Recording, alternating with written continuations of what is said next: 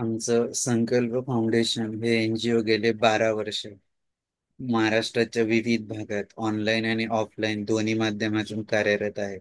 आमचं मुख्य तत्व महात्मा गांधीजींचं खेड्याकडे चला आणि स्वामी विवेकानंद आणि रामकृष्ण परमहंसांचं शिवभावे जीव सेवा या तत्वाने आमचं NGO काम करतं. गेल्या 12 वर्षात आम्ही ग्रामीण विकास, पर्यावरण, शिक्षण, आरोग्य, जलसंधारण, महिला सबलीकरण अशा विविध क्षेत्रात कार्य केलं. आणि निश्चितच आम्हाला ज्या समाजाची सेवा करायची संधी मिळाली तर निश्चितच आमच्या NGO त्याबद्दल खूप अभिमान वाटतो. आमच्या NGO एक छोटीशी व्हिडिओ क्लिप मी इथं शेअर करतो.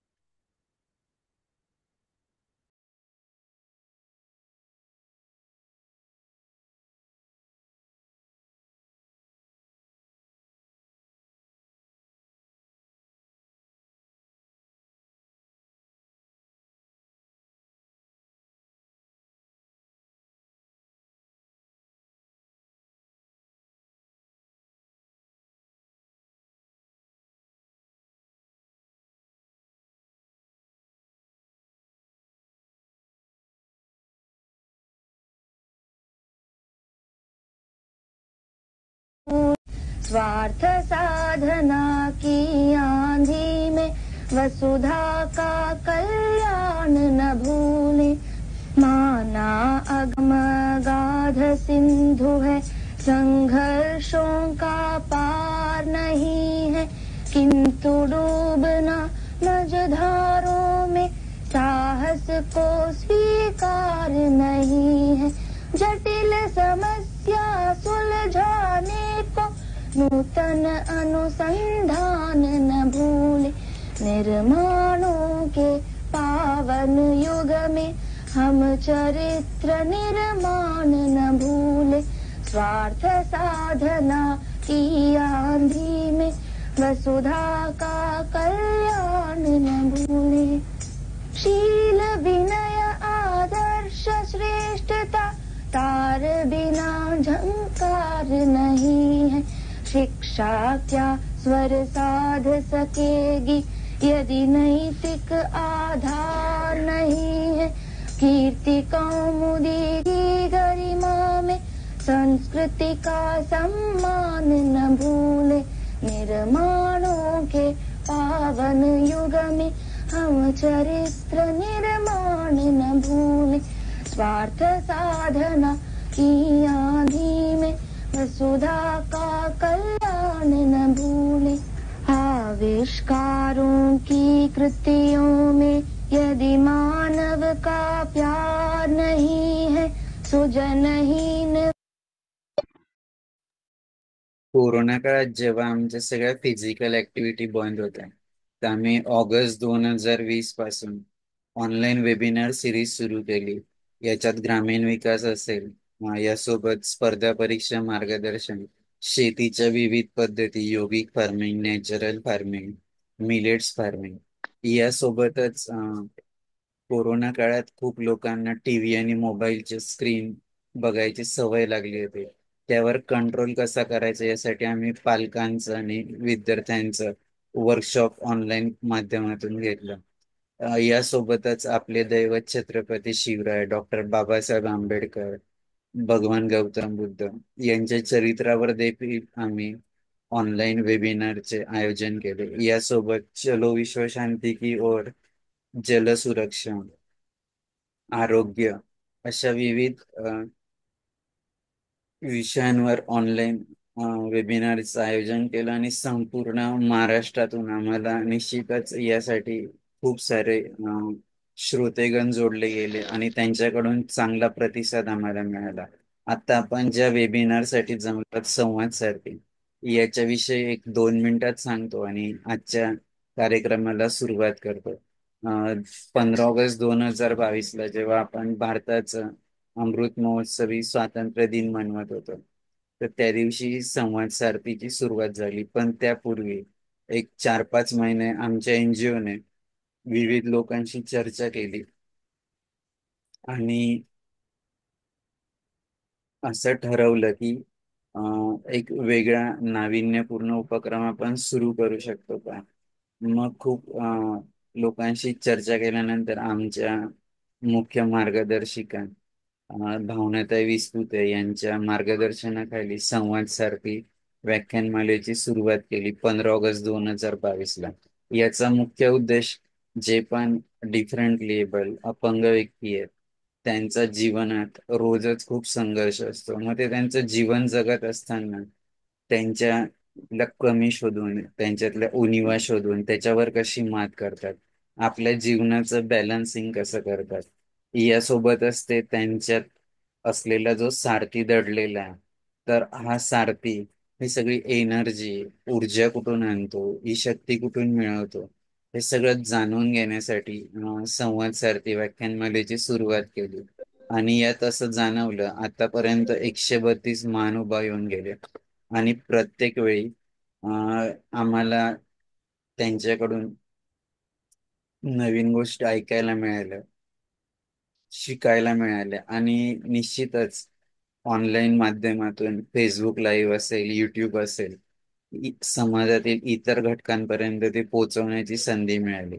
निश्चितच प्रत्येक वेळी जे पण महानुभाव येतात त्यांच्याकडून एक नवीन संदेश आमच्यासाठीच नाही तर संपूर्ण श्रोत्यांसाठी मिळत असतो आणि त्यातनं एक नवीन ऊर्जा जगण्याची मिळत असते.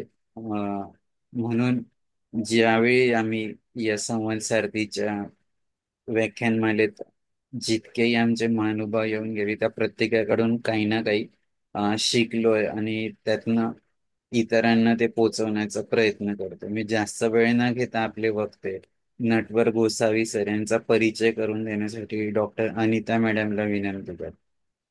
वेलकम अशोक भानसे सर, वर्षा बोरसे मॅडम. धन्यवाद सर. नमस्कार. संकल्प फाउंडेशन सामनेर आयोजित संवाद सारथी या वेब संवाद सत्रातील आज पुष्प 133 गुंफले जात आहे.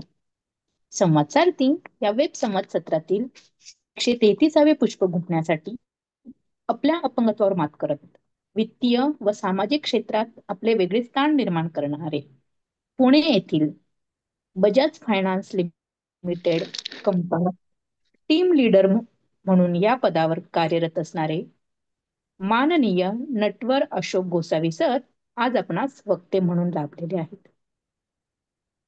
इम्पॉसिबल हा जो शब्द आहे त्याचं जर आपण करेक्ट व्हर्जन बघितलं तर आय एम पॉसिबल. तर आय एम पॉसिबल असं करून दाखवणारे हे आपले आजचे वक्ते आहेत माननीय नटवर सर. सरांचं शिक्षण मास्टर इन इंग्लिश MA मध्ये इंग्लिश हा विषय घेऊन सरांनी मास्टर केलेले आहे. सर सध्या बजाज फायनान्स मध्ये कार्यरत आहेत. टूर्स अँड ट्रॅव्हल्स चा व्यवसाय सरांचा आहे. पर्यटनाचा व्यवसाय सरांचा आहे. सरांना आजवर अनेक पुरस्कार लाभले. 2015 रोजी बेस्ट एम्प्लॉईड अवॉर्ड सरांना महिंद्रा कंपनीतर्फे लाभलेला आहे. तर बजाज फायनान्स तर्फे 2018, 2019, 2021 ह्या वर्षी सरांना बेस्ट एम्प्लॉई अवॉर्ड लाभलेला आहे. सरांना क्रिकेट खेळायला आवडते, चेस, गार्डनिंग आणि अपंग बांधवांना जॉब मिळवून देणे हे कार्य देखील सर करत असतात. ह्या सामाजिक कार्यामध्ये सरांनी स्वतःला झोकून घेतलेलं आहे. सरांचे जे छंद आहेत ते रॉबिनहुड आर्मी सदस्य, हॉटेलमधील उरलेले जे जेवण आहे ते मध्यरात्री गरिबांना वाटप करणे, खूप क्रेडिटेबल असं सरांचं सामाजिक कार्य आहे. सरांनी नवनवीन ठिकाणी भेट देणे, वेगवेगळ्या ठिकाणावर नेम असे वेगवेगळे सरांचे कार्य असतात. तर सर आज आपल्याशी शारीरिक दृष्ट्या अपंग व्यक्तीला नोकरी मिळवताना आणि स्थायिक होताना येणाऱ्या अडचणी ह्या विषयावर सर आज आपल्याशी संवाद साधणार आहेत. तर अधिक वेळ न घेता मी पुढील सूत्रे माननीय विशाल सरांकडे सोपविते. धन्यवाद. धन्यवाद डॉक्टर अनिता मॅडम. मी पुनश्च एकदा आपल्यासोबत जी श्रोतेगण आले त्या सर्वांचे स्वागत करतो. आपले आजचे वक्ते नटवर गोसावी सर यांना विनंती करतो की त्यांनी आपला जीवन प्रवास आमच्यासोबत शेअर करावा. खूप खूप स्वागत आहे सर तुमचं. नमस्कार डॉक्टर सुनीता मॅडम, वेलकम. धन्यवाद.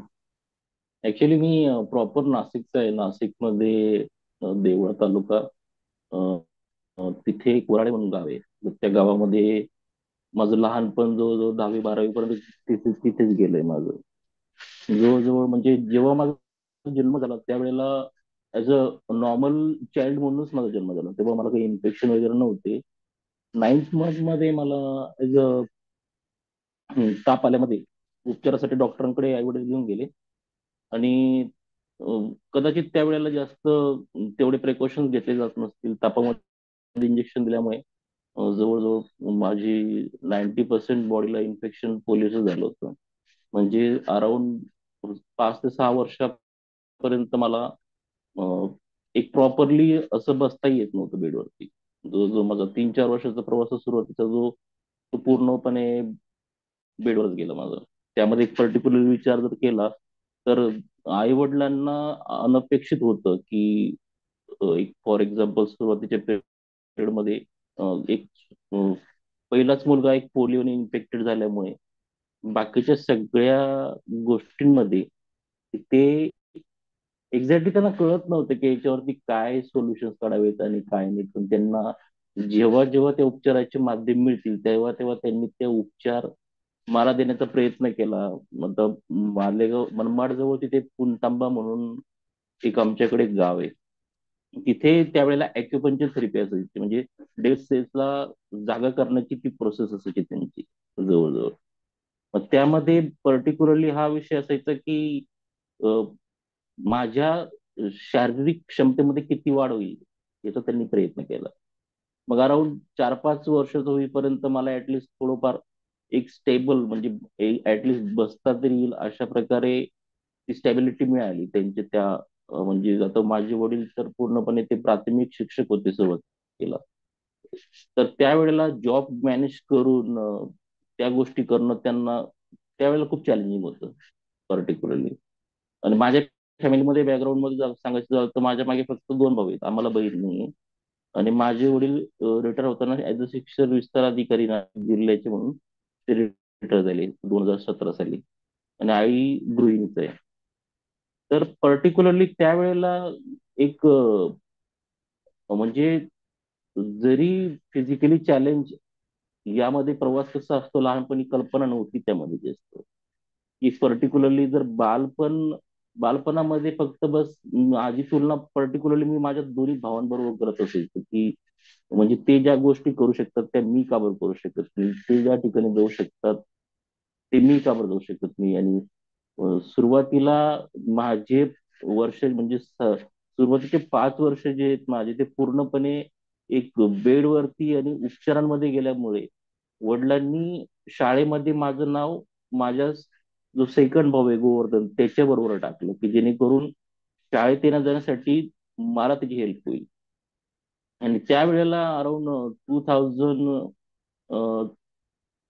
1999 ते 2000च्या काळामध्ये व्हीलचेअर किंवा ट्रायसिकल या गोष्टींचं एवढं फेमिलियर नव्हतं. म्हणजे या गोष्टी अपंगांसाठी असतात याची तर मला तीळ मात्र कल्पना नव्हती अजिबात. म्हणजे भाऊ अक्षरशः मला पाठीवर घेऊन त्याचं दप्तर प्लस माझं दप्तर एवढा दोघांचे दप्तर घेऊन आम्ही शाळेत जायचो. आणि माझा जवळजवळ 2007 पर्यंतचा जेवढाही प्रवास आहे माझा 7वी पर्यंतचा तो पूर्णपणे शाळेत माझा सरकत झालाय.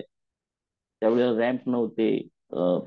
आणि अशी काही पर्टिक्युलरली अशा त्यामध्ये शाळेमध्ये सुविधा पण नव्हत्या की एक डिझेबल पर्सन किंवा डिझेबल व्यक्तींसाठी किंवा डिझेबल स्टुडंटसाठी पर्टिक्युलरली त्यामध्ये काही त्यांना बेनिफिट देण्यात येईल किंवा शिक्षणासाठी त्यांच्यासाठी काही इफर्ट करण्यात येतील आणि आपल्या म्हणजे आमच्या खानदेशामध्ये एक तेव्हा अशी म्हणजे म्हणतात, अजूनही ती म्हणतात की लंगडचं लंगड गाव अखेर चरत नाही.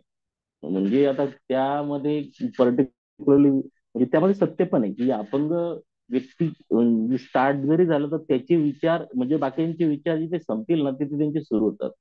अशी म्हणजे थोडक्यात लहानपणी जास्त मला माझ्या अपंगत्वाबद्दल जास्त काही असं वाईट वाटत नव्हतं. फक्त जे आपण बाकीचे जे करतात ते करू शकत नाही हे न बघता मी त्यांच्या गोष्टी करण्याचा प्रयत्न करायचो. म्हणजे मी माझ्या भावांबरोबर माझ्या मित्रांबरोबर क्रिकेट खेळलोय, सरकत सरकत मी रन काढले. मी आमची 3 एकर शेती गावामध्ये. शाळेत जात असताना मी भावांबरोबर शेतीमध्ये जी आमची खुरपणी वगैरे कामं असतात ती सुद्धा केली सरकत सरकत जाऊन. तर त्यावेळेला मला एक पर्टिक्युलरली खूपच स्पष्टपणे म्हणायचं म्हटलं तर एवढा शिक्षणामध्ये म्हणजे शिक्षणाच्या दृष्टिकोनातून खूप जास्त असं रस नव्हता की शिक्षणाचा दृष्टिकोन म्हणजे माझ्यासाठी शिक्षण किती महत्वाचं आहे हे आई वडिलांनी क्षणोक्षणी समजून देण्याचा प्रयत्न करूनही मी तेवढा सिरियस नव्हतो त्या बाबतीत की एक लहानपणामध्ये त्या गोष्टीकडे जास्त कल नव्हता की यामध्ये आपल्याला हे शिक्षण फ्युचरमध्ये किती आणि कोणत्या पद्धतीने ते तेवढं आपल्याला साथ देऊ शकेल याची तेव्हा गॅरंटी वाटत नव्हती. आणि पर्टिक्युलर म्हणजे की शिक्षक वर्ग जे असतील ते वडिलांचेच मित्र असल्या कारणाने त्यांच्याकडनं शिकवणी वगैरे किंवा शाळेतल्या ट्युशन्स वगैरे यामध्ये प्रॉपर वगैरे मदत मिळायची. पण सिरियस सिरियसली शिकवणं वगैरे हा 7वी पर्यंत माझ्या लाईफ मधला म्हणजे जस्ट आपण शाळेत जातोय शिकतोय एक पर्सेंटेज घेतोय किंवा अभ्यासामध्ये मी तेवढा निपुण होतो किंवा नव्हतो आता त्याचं कंपॅरिझन मला आता करणं चुकीचं आहे. पण मी आता जर विचार केला तर तेव्हा त्या गोष्टींचा बेनिफिट घेऊ शकलो असतो का नसतो यावरती अजूनही मी विचार करून मी कंपॅरिझन करत असतो माझ्या बाकीच्या विद्यार्थ्यांशी. तर मेन कन्सर्न तोच आहे की 7वी पर्यंत माझं बालपण पूर्ण भावाने खांद्यावर उचलून नेलंय आणि खांद्यावरून परत शाळेतून उचलून आणलंय. 7वी ते 10वी तेव्हा आमच्या शेजारी एकशे सोंडी म्हणून एक गाव होतं. तर त्या जो जो 2-2.5 किलोमीटर अंतरावर ते गाव आहे तिथे तो शिक्षणाचा कालावधी माझा गेला. मग त्यावेळेला 3 चाकी जी ट्रायसिकल असते ती नाशिकला रोटरी क्लब तर्फे आम्हाला त्यावेळेला मला मिळाली ती. पर्टिक्युलरली एक तसं जर म्हटलं तर माझ्यासाठी तो एक म्हणजे की जी गोष्ट आयुष्यात कधी आपण विचार करू शकत नाही ती आपल्याला मिळाली तर तिचा आपण तेव्हा काय करावं कुठे फिरावं आणि याचा किती ऍडव्हान्टेज आपण घ्यावा ह्याकडे माझा जास्त कल होता. पर्टिक्युलरली जर विचार केला तर त्यामध्ये एक वास्तविकता जर बघितली तर 7वी 8वी मध्ये माझं शिक्षण एवढं काही खास नव्हतं. मग अराउंड माझ्या अंदाजे 8वीला असताना मला खूप कमी मार्क्स मिळाले होते. आय थिंक मला असं वाटतं 52-56% मार्क्स मिळाले. तेव्हा वडिलांनी मला जाणीवपूर्वक 5 ते 6 दिवस शाळेत जाऊ दिलं नव्हतं. लहान भावाला सांगितलं की तू जा, याला शाळेची गरज नाहीये, हा जाणार नाही असं. आणि तो 6 ते 7 दिवसांचा पिरियड जो माझ्या लाईफ मधला जो मी घरी काढला आणि माझे बाकीचे मित्र वगैरे जे आले समजवायला वगैरे की वडिलांना की नाही त्याला शाळेत येऊ द्या वगैरे असं शिक्षकांनी पण जरा रिक्वेस्ट केली आणि वडिलांना कदाचित ती अद्दल मला घडू द्यायची असेल की एक घरी असलेलं लाईफ काय असतं. मग त्यानंतर परत मी एक नवीन वेने बघण्याचा प्रयत्न केला शिक्षणाकडे आणि सरांनी पण सिरियस होऊन बाकीच्या गोष्टी सांगितल्या. पण तिथे पण मेन गोष्ट शेवटी एक आपण आपल्याला सायकल मिळाली म्हणजे आपण कुठं जाऊ शकतो ह्या ओव्हर कॉन्फिडन्स मध्ये मी होतो. आणि माझ्या म्हणजे तेव्हा मी राहायचो शेतामध्ये. शेतामधून जवळजवळ अर्धा 1 किलोमीटर म्हणजे जवळजवळ आय थिंक 500 ते 600 मीटर तिथे नदीमधून प्रवास करत असायचं. तर भावाच्या हिमतीशिवाय तो प्रवास करणं म्हणजे त्याच्या मदतीशिवाय तो प्रवास करणं मला त्याला कारण की माझे जे दोन्ही हात आहेत ते पूर्णपणे एवढे कॅपेबल नाही आहेत अजूनही की जेणेकरून मी स्वतः चढावरती वगैरे व्हीलचेअर वगैरे घेऊन जाऊ शकतो किंवा त्या माझ्या स्वतःने मी त्या गोष्टी करू शकतो असं. तर त्यावेळेला काही एक म्हणजे माझ्या आठवणीत तो क्षण अजूनही आहे की काही कारणांमुळे माझ्यामध्ये ना माझ्या लहान भावामध्ये भांडण झालंय आणि मी त्याला सांगितलं होतं की तुझ्या शाळेत मी माझं माझं येऊन गेलं असेल. आणि मी स्वतःच्या हिमतीवर जाण्याचा प्रयत्न केला. आणि आणि तिथे तेव्हा आमचे इंग्लिश टीचर होते विखे पवार. तर त्यांनी जेव्हा त्यांना कळलं की मी त्या दिवशी शाळेत आलोच नाही असं, आणि दुसऱ्या दिवशी त्यांनी मी गेल्यानंतर मला विचारलं की तू शाळेत का बरं नाही आला असं. आणि आवडते सर असल्या कारणाने मी त्यांना एक रागाने ते कारण सांगितलं की भावाचं आणि माझं भांडण झालं आणि तो मला सोडूनच आला असं. तर तेव्हा त्यांनी मला एक गोष्ट लक्षात आणून दिली की तुला आता सध्या तुझ्या भावाचं फक्त भांडण झालंय, तर तुला एवढं निरर्थक वाटतंय. फ्युचर मध्ये जर का तुझ्या बरोबर कोणी नसलं तर तू कसं काय स्वतःला हँडल करू शकणार आहेस, कोणत्या वेळेने तुला या गोष्टी करणार आहेत. आणि तुला जर का इतरांचं सहकार्य काही ठिकाणी अपेक्षित असेल, तर त्यावेळेला आपण आपल्या काही गोष्टींमध्ये कंट्रोल किंवा रागावरती संयमावरती कंट्रोल ठेवणं आवश्यक आहे. तर त्यानंतर तरीही म्हणजे खूपच फ्रँकली म्हणायचं झालं तर 10वी पर्यंतचा माझा, म्हणजे 10वीला पोहोचेपर्यंत माझा जो प्रवास होता एज्युकेशनच्या दृष्टिकोनातून, तो एवढा समाधानकारक नव्हताच की मला खेळणं आणि एक एक मित्रांबरोबर एक आपण फिरायला जाणं किंवा शाळेमध्ये मोस्टली आपण फक्त जस्ट एन्जॉय करायला जातोय, अशाच प्रकारची ती फिलिंग घेतली तेव्हा मी. मग त्यावेळेला वडिलांना हे कळालं की हा अजूनही आपण सांगितलेल्या गोष्टी त्यावेळेने सिरियसली घेत नाहीये, किंवा त्यावेळेने असं वाटतंय की याला कदाचित त्याच्या लाईफमध्ये पुढे येणाऱ्या संकटांचा अजूनही अनुभव नाही असं. मग तेव्हा संध्याकाळी वडील आल्यानंतर वडिलांनी सांगितलं की तेव्हा वडिलांकडे सुझुकी गाडी असायची आमच्या. तर त्या गाडीवरती भावाला घेतलं आणि मला सांगितलं की आपल्याला मनमाड रेल्वे स्टेशनला जायचंय. आता आम्हाला दोघांना कारण कळालीच नाही की मनमाड रेल्वे स्टेशनला वडील संध्याकाळी कुठं न जाण्या म्हटलं, आम्हाला तर कल्पनाच नव्हती की कुठं बाहेर फिरायला घेऊन जात आहे असं. आम्हाला असं वाटलं की कुठं कदाचित सडन प्लॅनिंग असेल किंवा वडिलांचं सरप्राईज असेल. पण त्यांनी भावाला सांगितलं की तू गाडीजवळ थांब, रेल्वे स्टेशनवर पोहोचलो मी याला घेऊन जातो. तर त्यावेळेला वडिलांनी मला तिथे जी अपंग व्यक्ती आहेत, जे तिथे अपंग भिकारी बांधव असतील किंवा जी सध्या त्यांचा स्ट्रगल ते भोगतायत ड्यू टू डिझॅबिलिटी, त्यांची एक ओळख करून दिली की जर तुझ्या लाईफमध्ये तू जर का आत्ता जर का तुझ्या लाईफमध्ये तू सिरियस नाही झाला, तर मग तुझ्या लाईफमध्ये तुला कोणत्याही प्रकारे सार्थक वाटणार नाही. फ्युचरमध्ये तुझ्याच लोकांमध्ये बसशील. तो आता तुला फक्त हा एक आरसा दाखवून दिलाय तुझा पुढचा.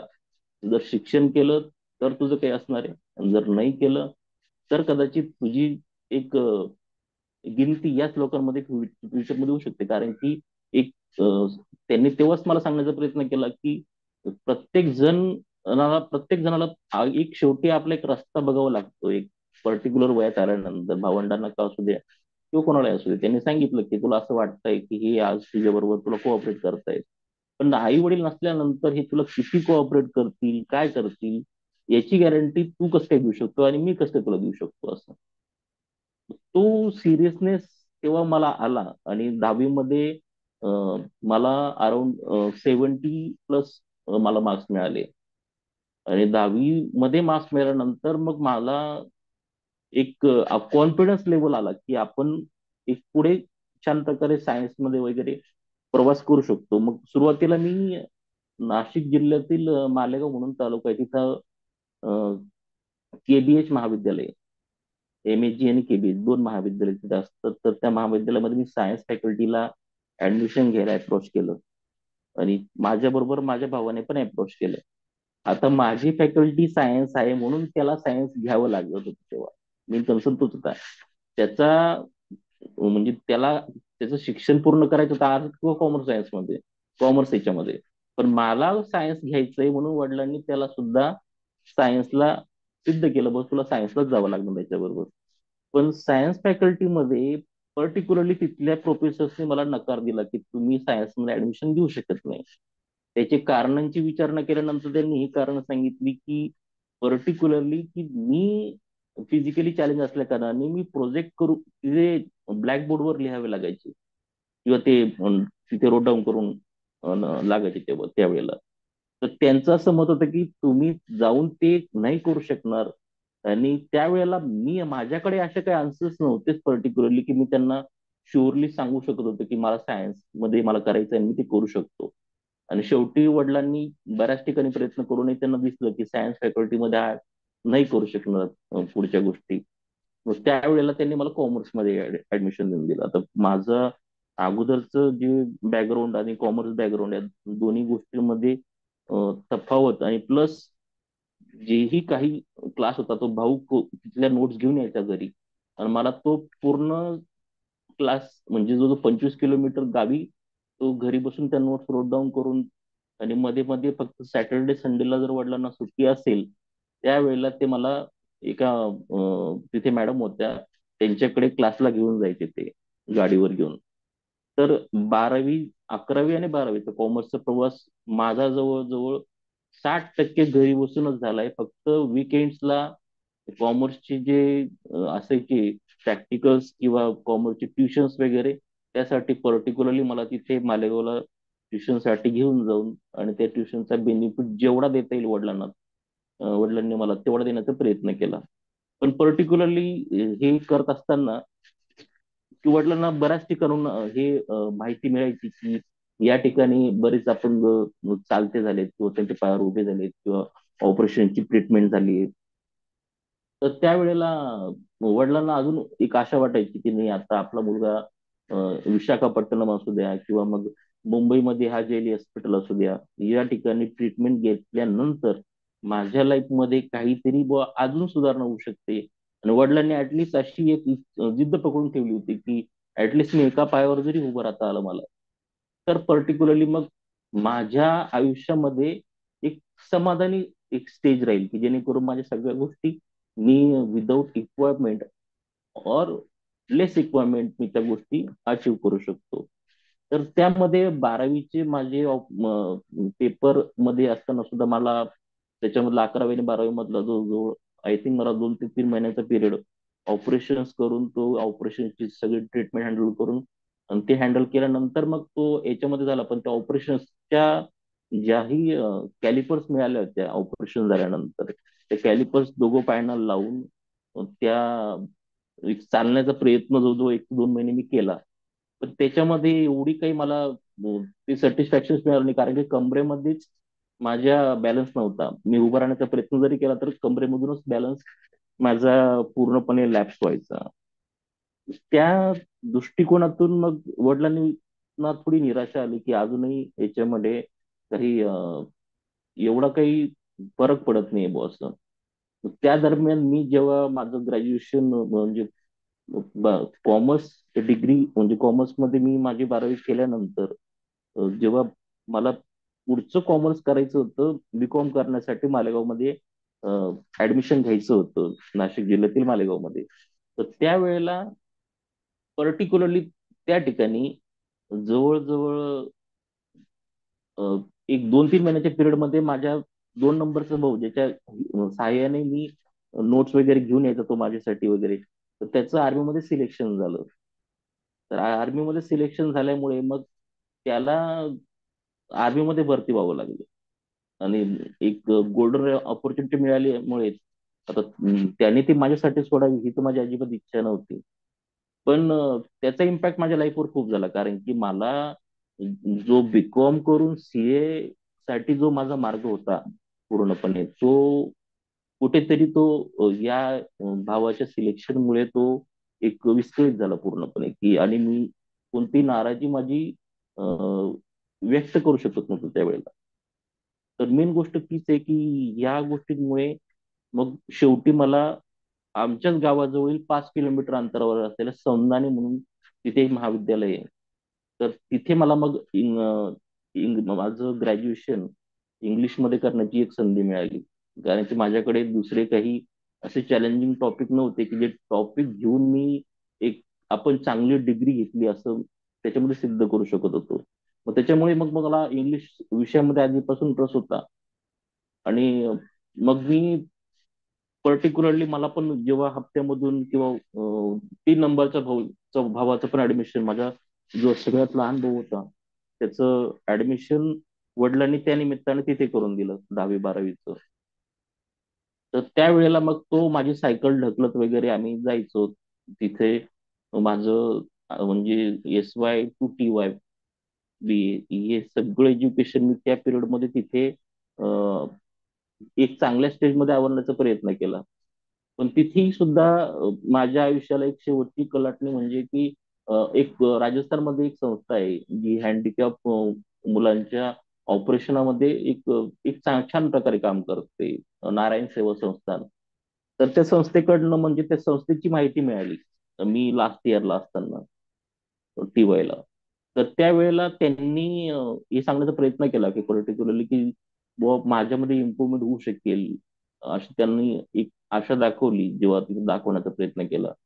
आणि त्यांनी जस्ट तिथल्या काही मेंबर्सनी ऑपरेशन करून आणले, पॉझिटिव्ह होऊन दिल्यामुळे मग 1 महिना मी आणि वडील दोघांनी, आता वडिलांनाही त्यांच्या एज्युकेशन फील्ड मधूनही सुट्टीची एक धडपड करून त्यांनी मला ते घेऊन गेले की ऍटलिस्ट ग्रॅज्युएशनला असताना का होईना पण माझ्यामध्ये जर काही थोडाफार जरी एक बदल झाला तर त्या दृष्टिकोनातून एक बदल होईल माझ्यामध्ये ऍटलिस्ट त्यावेळेला.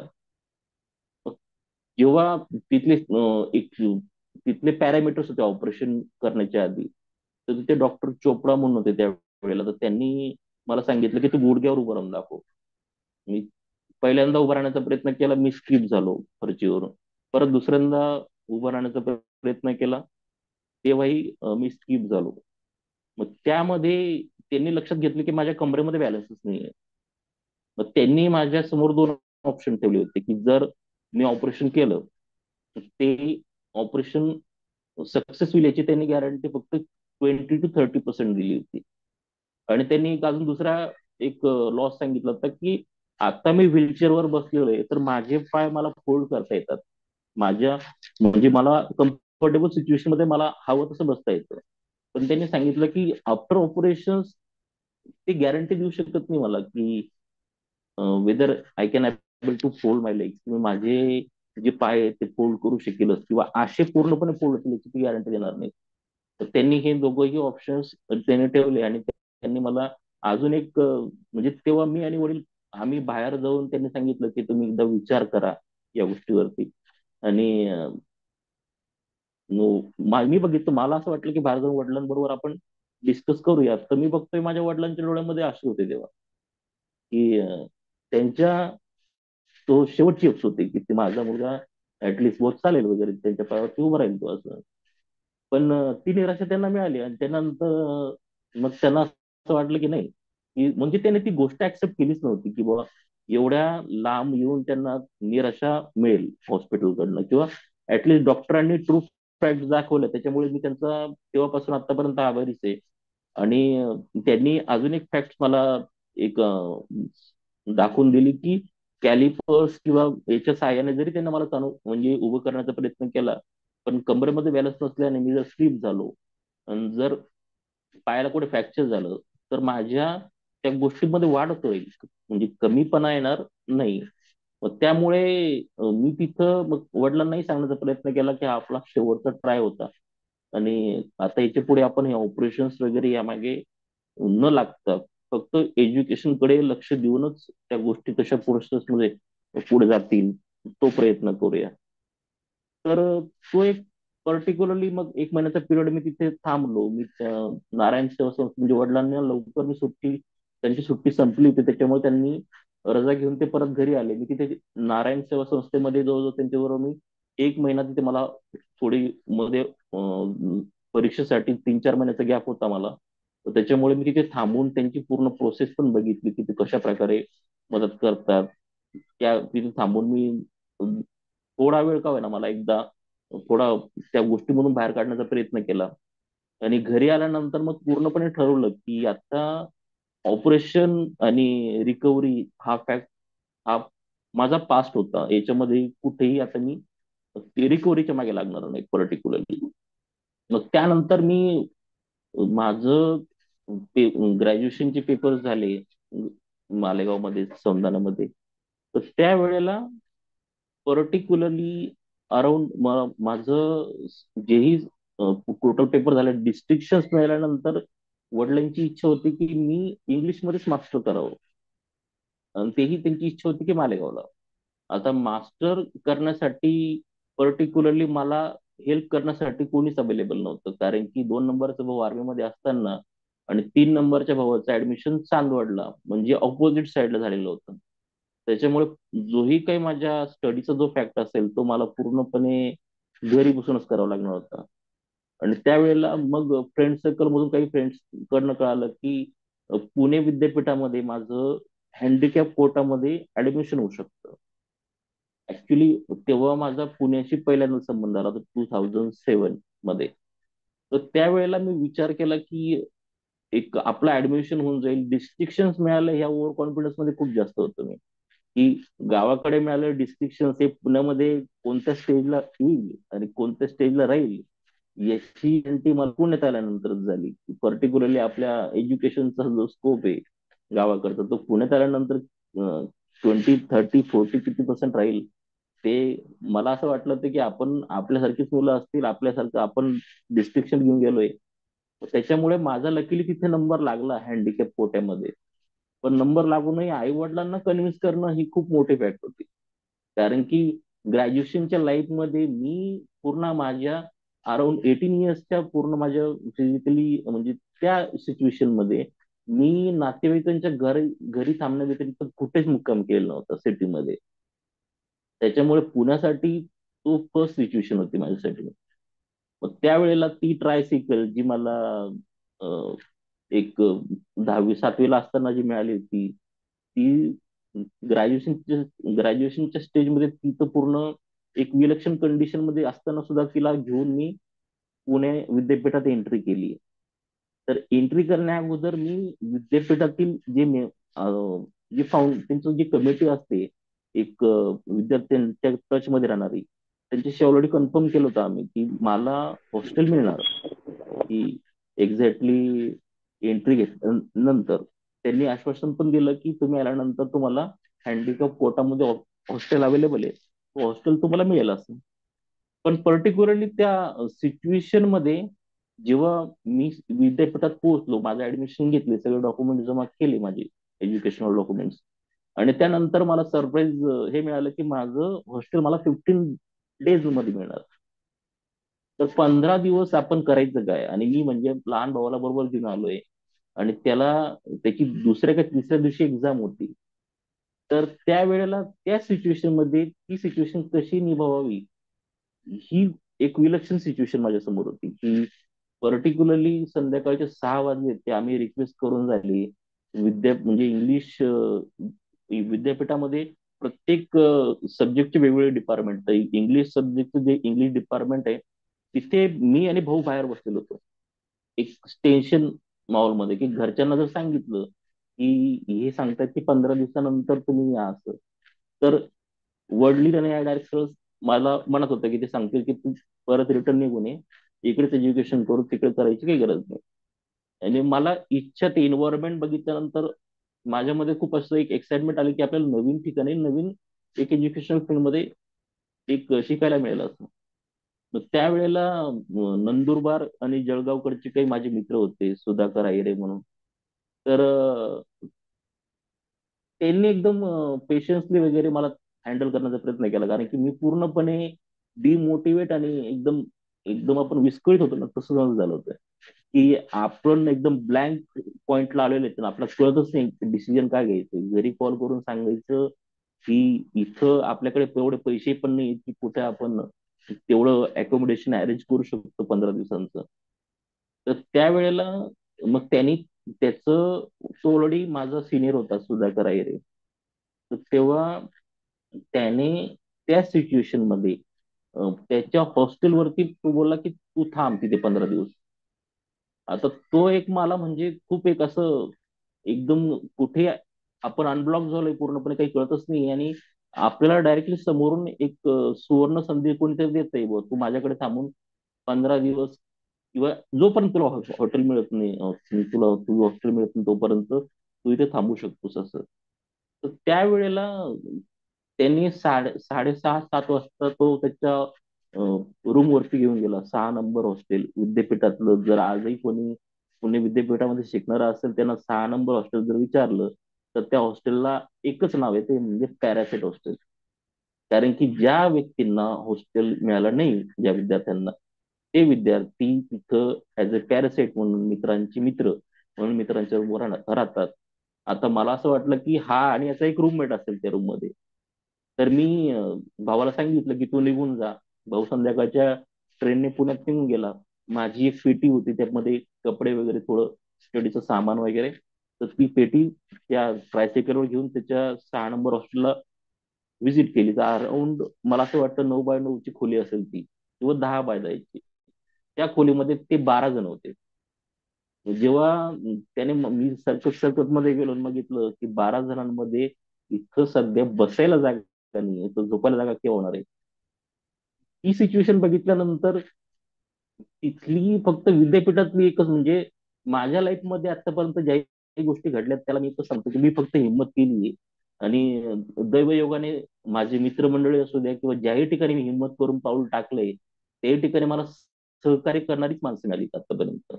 हा, मी टेन्शन किंवा एक अडचणीत आलोय बऱ्याच ठिकाणी, की डिझेबिलिटीमुळे पर्टिक्युलरली, की आपण त्या फॅक्टचा विचार न करता आपण पुढे जातो. पण अचानक कळतं की या फॅक्ट्स मध्ये आपल्याला अडचण कुठे येणार आहे. तर तिथं गेल्यानंतर त्या विद्यार्थ्यांनी, जेवढेही मुलं तिथे अभ्यास करत होते, 11 ते 12 मुलं, त्यांनी त्यांचा बेड, एक पर्टिक्युलर सिंगल बेड मला झोपायला देऊन दिला. आणि ती मुलं खाली त्यांनी तिथे त्यांनी झोपण्याचा प्रयत्न केला. ते बघून मला ऍटलिस्ट ऑकवर्डनेस आला की माझ्यामुळे त्यांना त्रास होतोय, हे मला दिसून आलं. आणि त्याच्यानंतर जी अजून दुसरी सगळ्यात मोठी अडचण होती, की हॉस्टेल वेगळं होतं आणि आंघोळ करण्याची व्यवस्था पूर्णपणे वेगळी. म्हणजे विद्यापीठामध्ये 2007 मध्ये मी एंट्री केल्यानंतर मला कळलं की फिजिकली चॅलेंजसाठी तिथं पर्टिक्युलरली काहीच व्यवस्था नव्हती. ना वॉशरूम होते, ना व्हीलचेअर होती, कोणत्याही प्रकारचे तिथे प्रोव्हिजन्स नव्हते. आणि जेव्हा मी पहिल्या दिवशी, जेव्हा मी या या गोष्टींचा मला अनुभव नव्हता की वॉशरूम बाजूला आहे असं, आणि रात्री 8-9 वाजता पोहोचल्यानंतर मी सकाळी आपल्याला आंघोळ कुठे करावी लागणार याच्याबद्दल विचारच केला नाही पर्टिक्युलरली. एवढ्या फॅक्ट्स मध्ये मी इंटरेस्ट केले ते. तर त्यामध्ये एक विचार करता, की ह्या गोष्टींचा विचार न करता मी सकाळी जेव्हा 8 वाजता उठलो आणि बघितलं, तर एक 6 ते 7 कॉमन वॉशरूम होते. टॉयलेट वेगळे आणि वॉशरूम वेगळे. तर त्यामध्ये मी जेव्हा ट्रायसिकल जवळ वरती गेलो आणि आंघोळीच्या ठिकाणी जाण्याचा प्रयत्न केला, तर तिथे पूर्ण चिखल होता चपलांचा. आता माझ्या मित्राने ती सिच्युएशन बघितली. त्यांनी समजून घेतलं की आता हा ट्रबल मध्ये आहे. त्याने पूर्ण वॉशरूम परत धुवून काढलं, इन्क्लुडिंग स्टेप्स. पण मला ती कुठेतरी ड्युटी फील होत की माझ्यामुळे जो मला मदत करतोय तोच सध्या त्याला मी अडचणीत आणतोय. कारण की आपल्याला कोणी मदत करत असेल पर्टिक्युलरली, तर आपण त्याची मदत किती प्रमाणात घ्यावी, हाही एक महत्वाचा फॅक्ट आहे. त्याला कारण असे की आज मी त्याची मदत घेईल, उद्या घेईल, 4 दिवस तो मला मदत करेल, 5 दिवस मदत करेल, एक आठवडा मदत करेल, पण तो कंटिन्यू आयुष्यभर मला मदत करेल याची गॅरंटी राहत नाही. मग त्यामुळे मग मी ठरवलं की पहिल्या दिवशी मी त्याच्या मदतीने आंघोळ करून मी फ्रेश होऊन कॉलेजला गेलो. पण मी नंतर ठरवलं की ही मुलं किती वाजता उठतात आंघोळीसाठी, याचा मी एक तपास काढून घेतला. मला सहसा अंदाज आला होता की ते मुलं पहाटे 4, 5-5:30 दरम्यान उठून त्या आंघोळीला लागतात. तर त्यावेळेला मग मी ठरवलं की आपण 3:45-4चा अलार्म लावायचा आणि 4:30 पर्यंत आंघोळ होऊन, फ्रेश होऊन, आंघोळ होऊन आपण झालो पाहिजे. मग ती सवय विद्यापीठात लागली की ऍटलिस्ट 15 दिवस त्या हॉस्टेलमध्ये, त्या 6 नंबर हॉस्टेलमध्ये राहून मला ही सकाळी आंघोळ करण्याची एक ऍटलिस्ट तो ट्रबलच वाटायचा तेव्हा, की पहाटे 4ला थंडीच्या दिवसांमध्ये ते पण थंड पाणी असायचं, गरम पाणी तेव्हा तिथे नव्हतं 6 नंबर हॉस्टेलला. तर त्यावेळेला मग पोलिओ असल्या कारणाने पायांना खूप त्रास व्हायचा. आणि जी पण माझी ट्रायसिकल असायची, त्या ट्रायसिकल सकाळी सकाळी तिच्यावर बसणं म्हणजे, ती पण पूर्ण लोखंडाची असायची तेव्हा. शीट वगैरे फक्त बसायला असायचं, बाकी पूर्ण तुझी बॉडी पूर्ण लोखंडाची असते. त्याच्यामुळे पायांना तेव्हा त्रास भरपूर झाला सुरुवातीच्या 15 दिवसांमध्ये. मग शेवटी 15 दिवस मित्राने मदत करून सुद्धा हॉस्टेल डिपार्टमेंट मला रूम द्यायला तयार होत नव्हतं. मग त्यावेळेला मग मी ती पेटी घेऊन आलो रागाभरात. आणि हॉस्टेलच्या जे एचओडी असतात, आमचे जे एचओडी ते कोराडे सर, बजरंग कोराडे नाव होतं त्यांचं, त्यांच्या समोर ठेवून गेली की म्हटलं सर मी आज तुमच्या कॅबिनचं तुमचं जे कॅबिन आहे तिथे बाहेर झोपणार आहे. म्हटलं मी मला कोणीच मदत करू शकत नाही. मग शेवटी त्यांनी इव्हिनिंगला जे हॉस्टेल डिपार्टमेंटचे रेक्टर असतात इन्चार्ज, त्यांना कॉल करून मला तात्काळ मध्ये ते एक रूम तरी काय ना अलॉट करून देण्याचा त्यांनी प्रयत्न केला. आणि दुसऱ्या दिवसापासून माझ्या एक स्टेबल लाईफ सुरुवात झाली. कारण की 8 नंबर हॉस्टेलला सगळ्या रूम खूप छान होत्या, आणि ज्याही मुलांचे डिस्ट्रिक्शन्स मध्ये वगैरे मार्क्स आले आहेत त्यांना त्या रूमचा बेनिफिट मिळायचं. मग त्यावेळेला एक पर्टिक्युलरली 3 बेडचा रूम होता. त्यामध्ये इंडियन वॉशरूमच होते, कमोड कमोड टाईप. तेव्हाही मला बेनिफिट मिळाला नाही. मग मग माझा फक्त मला एकच शिकताना म्हणजे शिक्षणासाठी येताना मला असं वाटलं की फक्त माझा इथला संबंध जो आहे भाषेचा किंवा माझ्या इंग्लिश नॉलेजचा, तो फक्त महाराष्ट्रीयनच मुलांशी संबंध येणार आहेत. पण मला तिथे गेल्यानंतर कळालं की तिथे इंटरनॅशनल म्हणजे बाहेरून सुद्धा मुलं येतात शिकायला, पर्टिक्युलरली पीएचडी वगैरे, पोस्ट ग्रॅज्युएशन वगैरे करायला. तर त्यावेळेला त्या मुलांचं इंग्लिश आणि माझं नाशिकचं इंग्लिश, या इंग्लिशमध्ये म्हणजे अक्षरशः त्यांचं डिस्कशन चालू असताना मी बाहेर निघून जायचो की त्यांची ती ते इंटेन्शन, ती टोनिंग, ते फ्लक्च्युएशन, ते मला त्यावेळेला जमतच नव्हतं. आणि ते काय बोलतायत, त्यांचं प्रोनाऊन्सिएशन काय आहे, या गोष्टींमध्ये जो जो पहिले 2 महिन्यामध्येच मी डिमोटिवेट होऊन गेलो. कारण की प्रोफेसर सुद्धा लेक्चर देताना पर्टिक्युलरली कोणाला समजतंय किंवा तो हेजिटेशनचा प्रकार माझ्यामध्ये न्यूनगंड तेव्हा होता की आपल्याला जे काही प्रश्न असतील ते तेव्हा विचारू आणि इंग्लिशमध्ये एवढं प्रभुत्व आपलं नाही हे पॉईंट आल्यानंतर कळालं. जो माझा ओव्हर कॉन्फिडन्स होता नाशिकमध्ये, माझ्या पर्टिक्युलर गावामध्ये, की तिथल्या मुलांसमोर माझं जे एक प्रोफेसर, आपले टीचर्स वगैरे जे कौतुक करायचे, ते कौतुक पुण्यात आल्यानंतर माझं झिरो निघालं पूर्ण, की आपण इथे काहीच नाही येत असेल. आणि जवळजवळ 1 महिन्यामध्येच माझा कॉन्फिडन्स पूर्णपणे गेला की आपण यांच्यामध्ये राहून हे करू शकतो, असं की आपण यांच्यामध्ये राहून पूर्णपणे या मुलांबरोबर स्टडी करू शकतो. तर त्यावेळेला लिंग्विस्टिक म्हणून सब्जेक्टला गोखले सर होते मला. त्यांनी तो एक हेजिटेशन किंवा माझा एक नॅरो एक माइंड बघितला आणि त्यांनी कॅबिन मध्ये मला बोलवलं लेक्चर संपल्यानंतर. आणि त्यांनी विचारल्यानंतर मी त्यांना सांगितलं की सर म्हटलं मला लेक्चरच समजत नाहीये, की टॉपिक कळतोय पण ऍटलिस्ट पूर्णपणे त्या टॉपिकचं कन्क्लुजन लेक्चरचं कुठे जातंय किंवा प्रोसेस कळत नाही याची.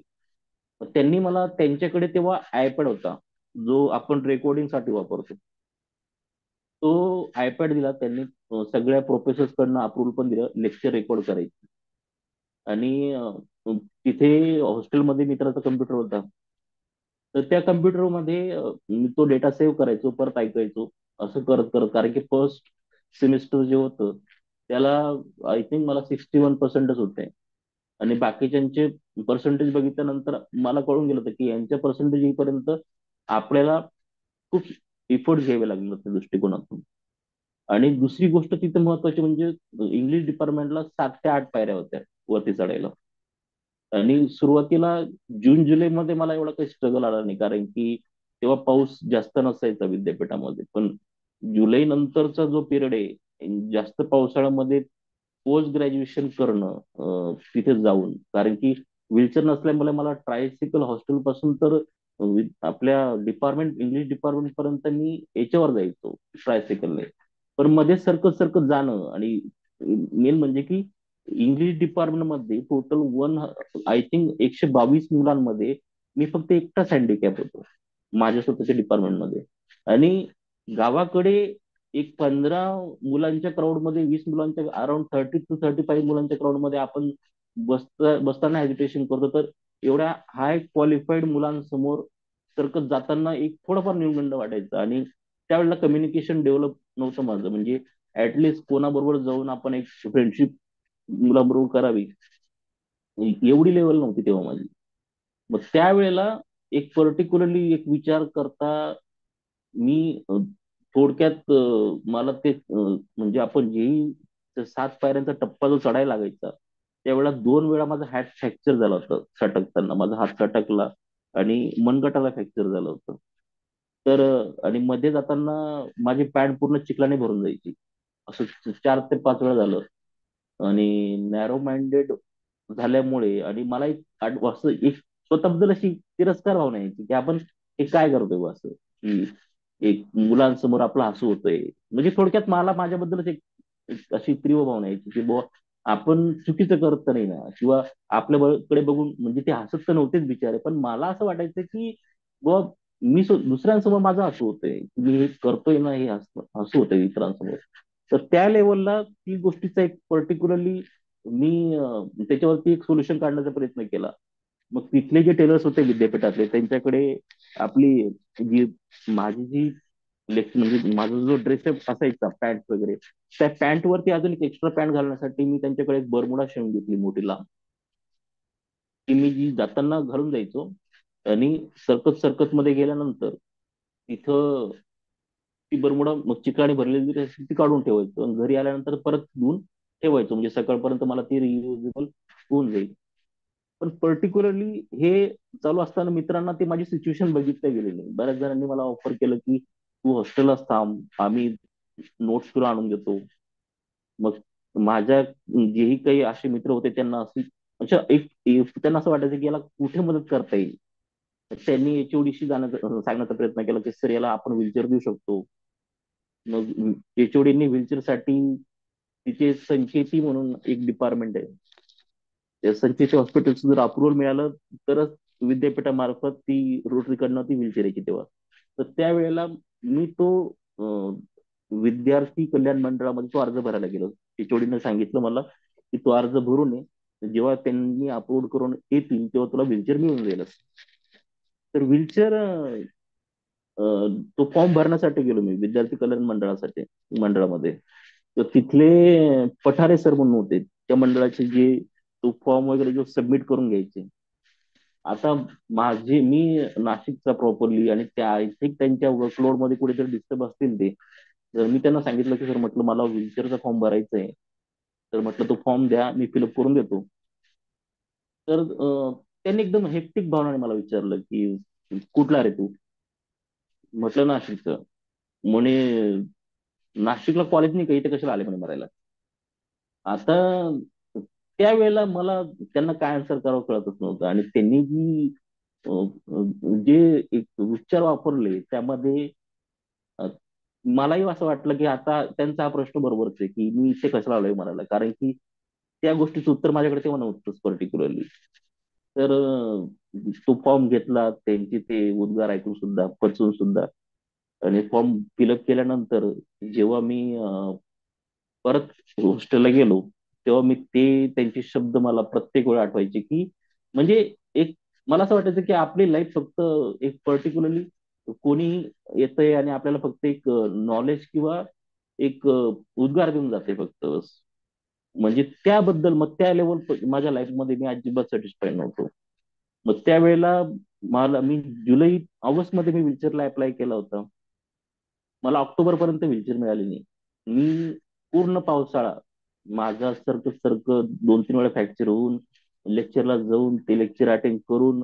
आणि युनिव्हर्सिटीमध्ये पुणे युनिव्हर्सिटीचा एक सगळ्यात महत्वाचा बेनिफिट म्हणजे तिथले सगळे सब्जेक्ट ऑटोनॉमस असतात. म्हणजे कोणताही ते टॉपिक त्यांचा प्रेस्क्रिप्ट नसतो की तुम्हाला एक टाइम टेबल सब्जेक्टचं मिळत नाही. लेक्चर डिसाईड करतात की तुम्हाला कोणता टॉपिक केव्हा शिकवायचा आहे आणि कोणता टॉपिक तुमच्या सिलेबसमध्ये ऍड करायचा आहे.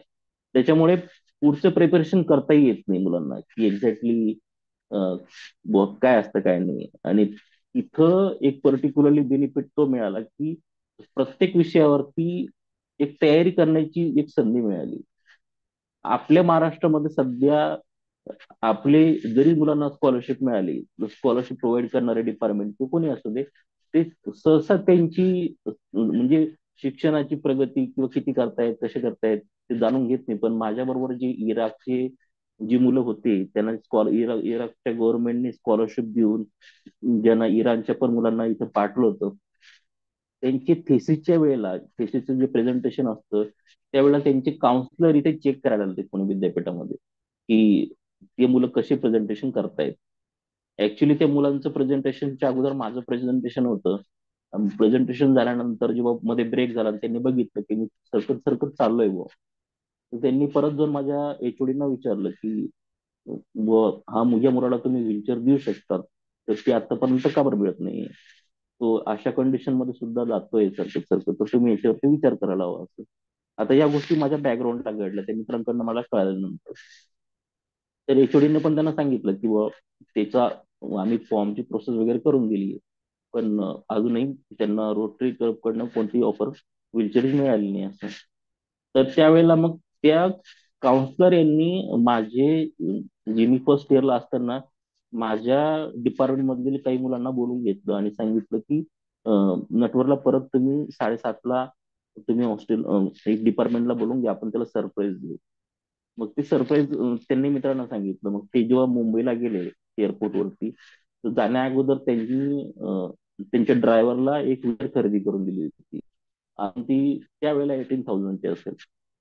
तर ती व्हीलचेअर मला मुलांकडनं, त्यांनी एका मुलाचा कॉन्टॅक्ट नंबर घेतला होता. ती व्हीलचेअर त्यांनी परत त्या ड्रायव्हरला पुणे विद्यापीठात इंग्लिश डिपार्टमेंट मध्ये डिलिव्हरी करण्यास सांगितली.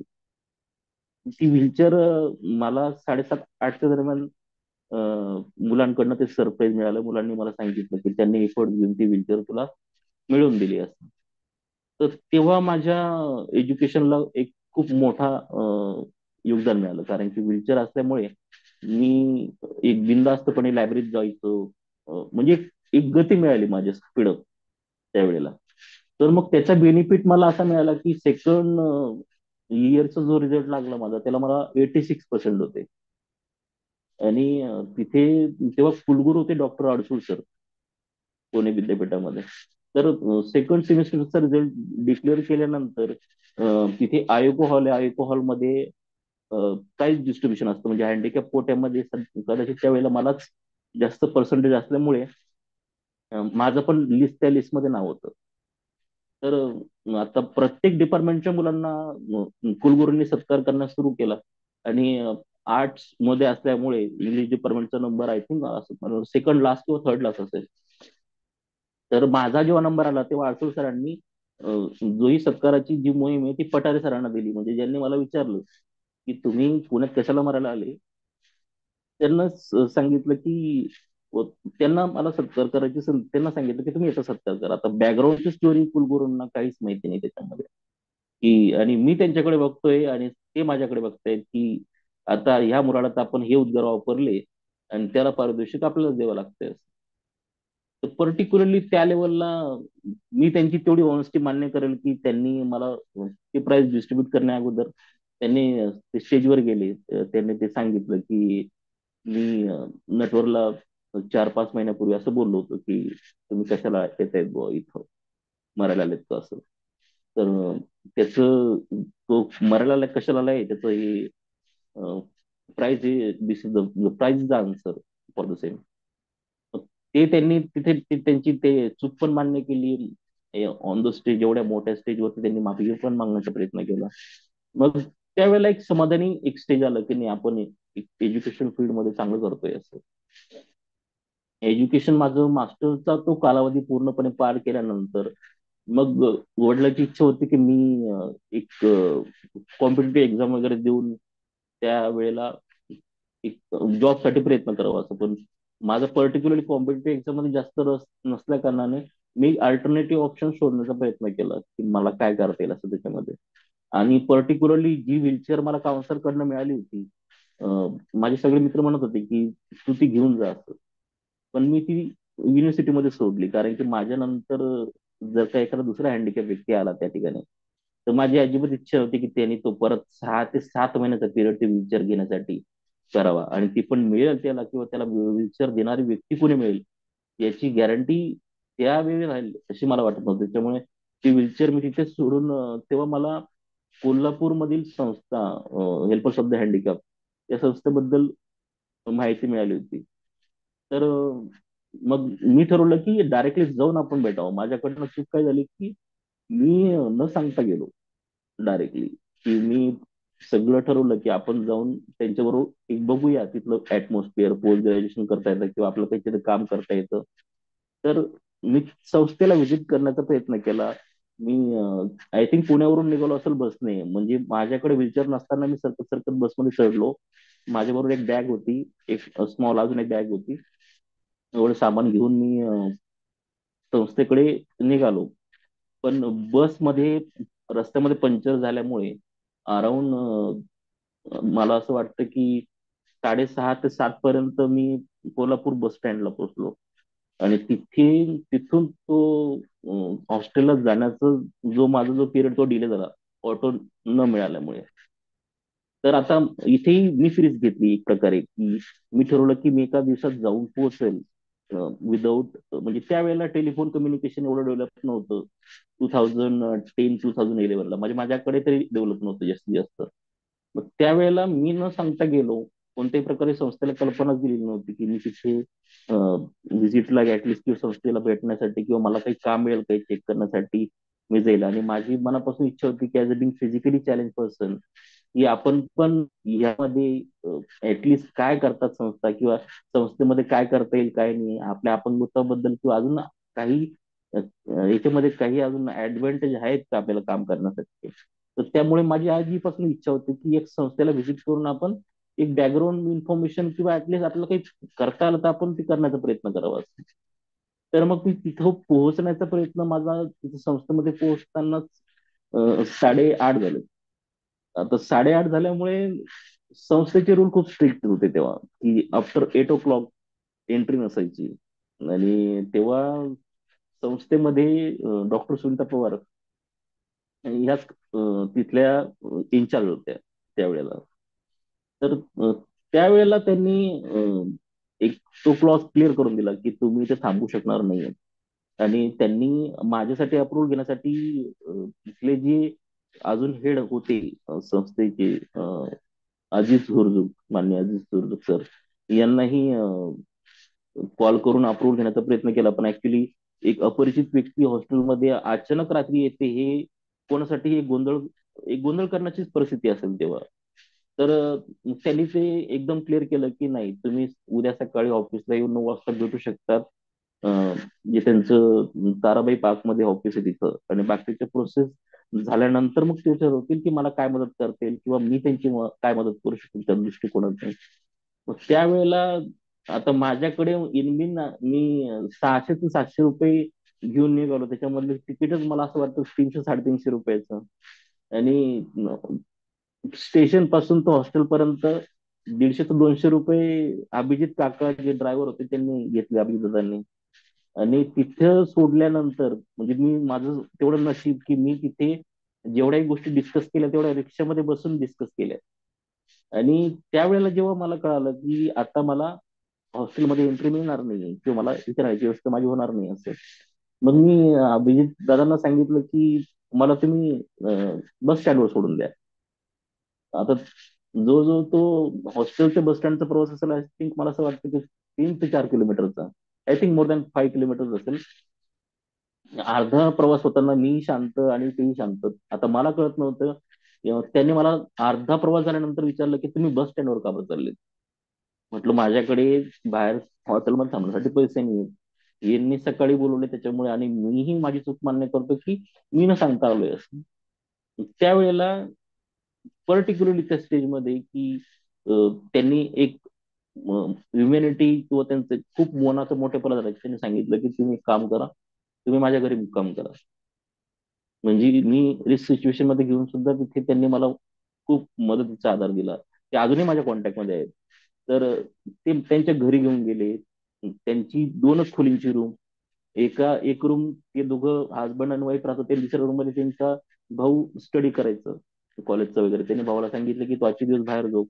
त्यांनी रिक्षामधून उचलून मला मध्ये ठेवलं वगैरे.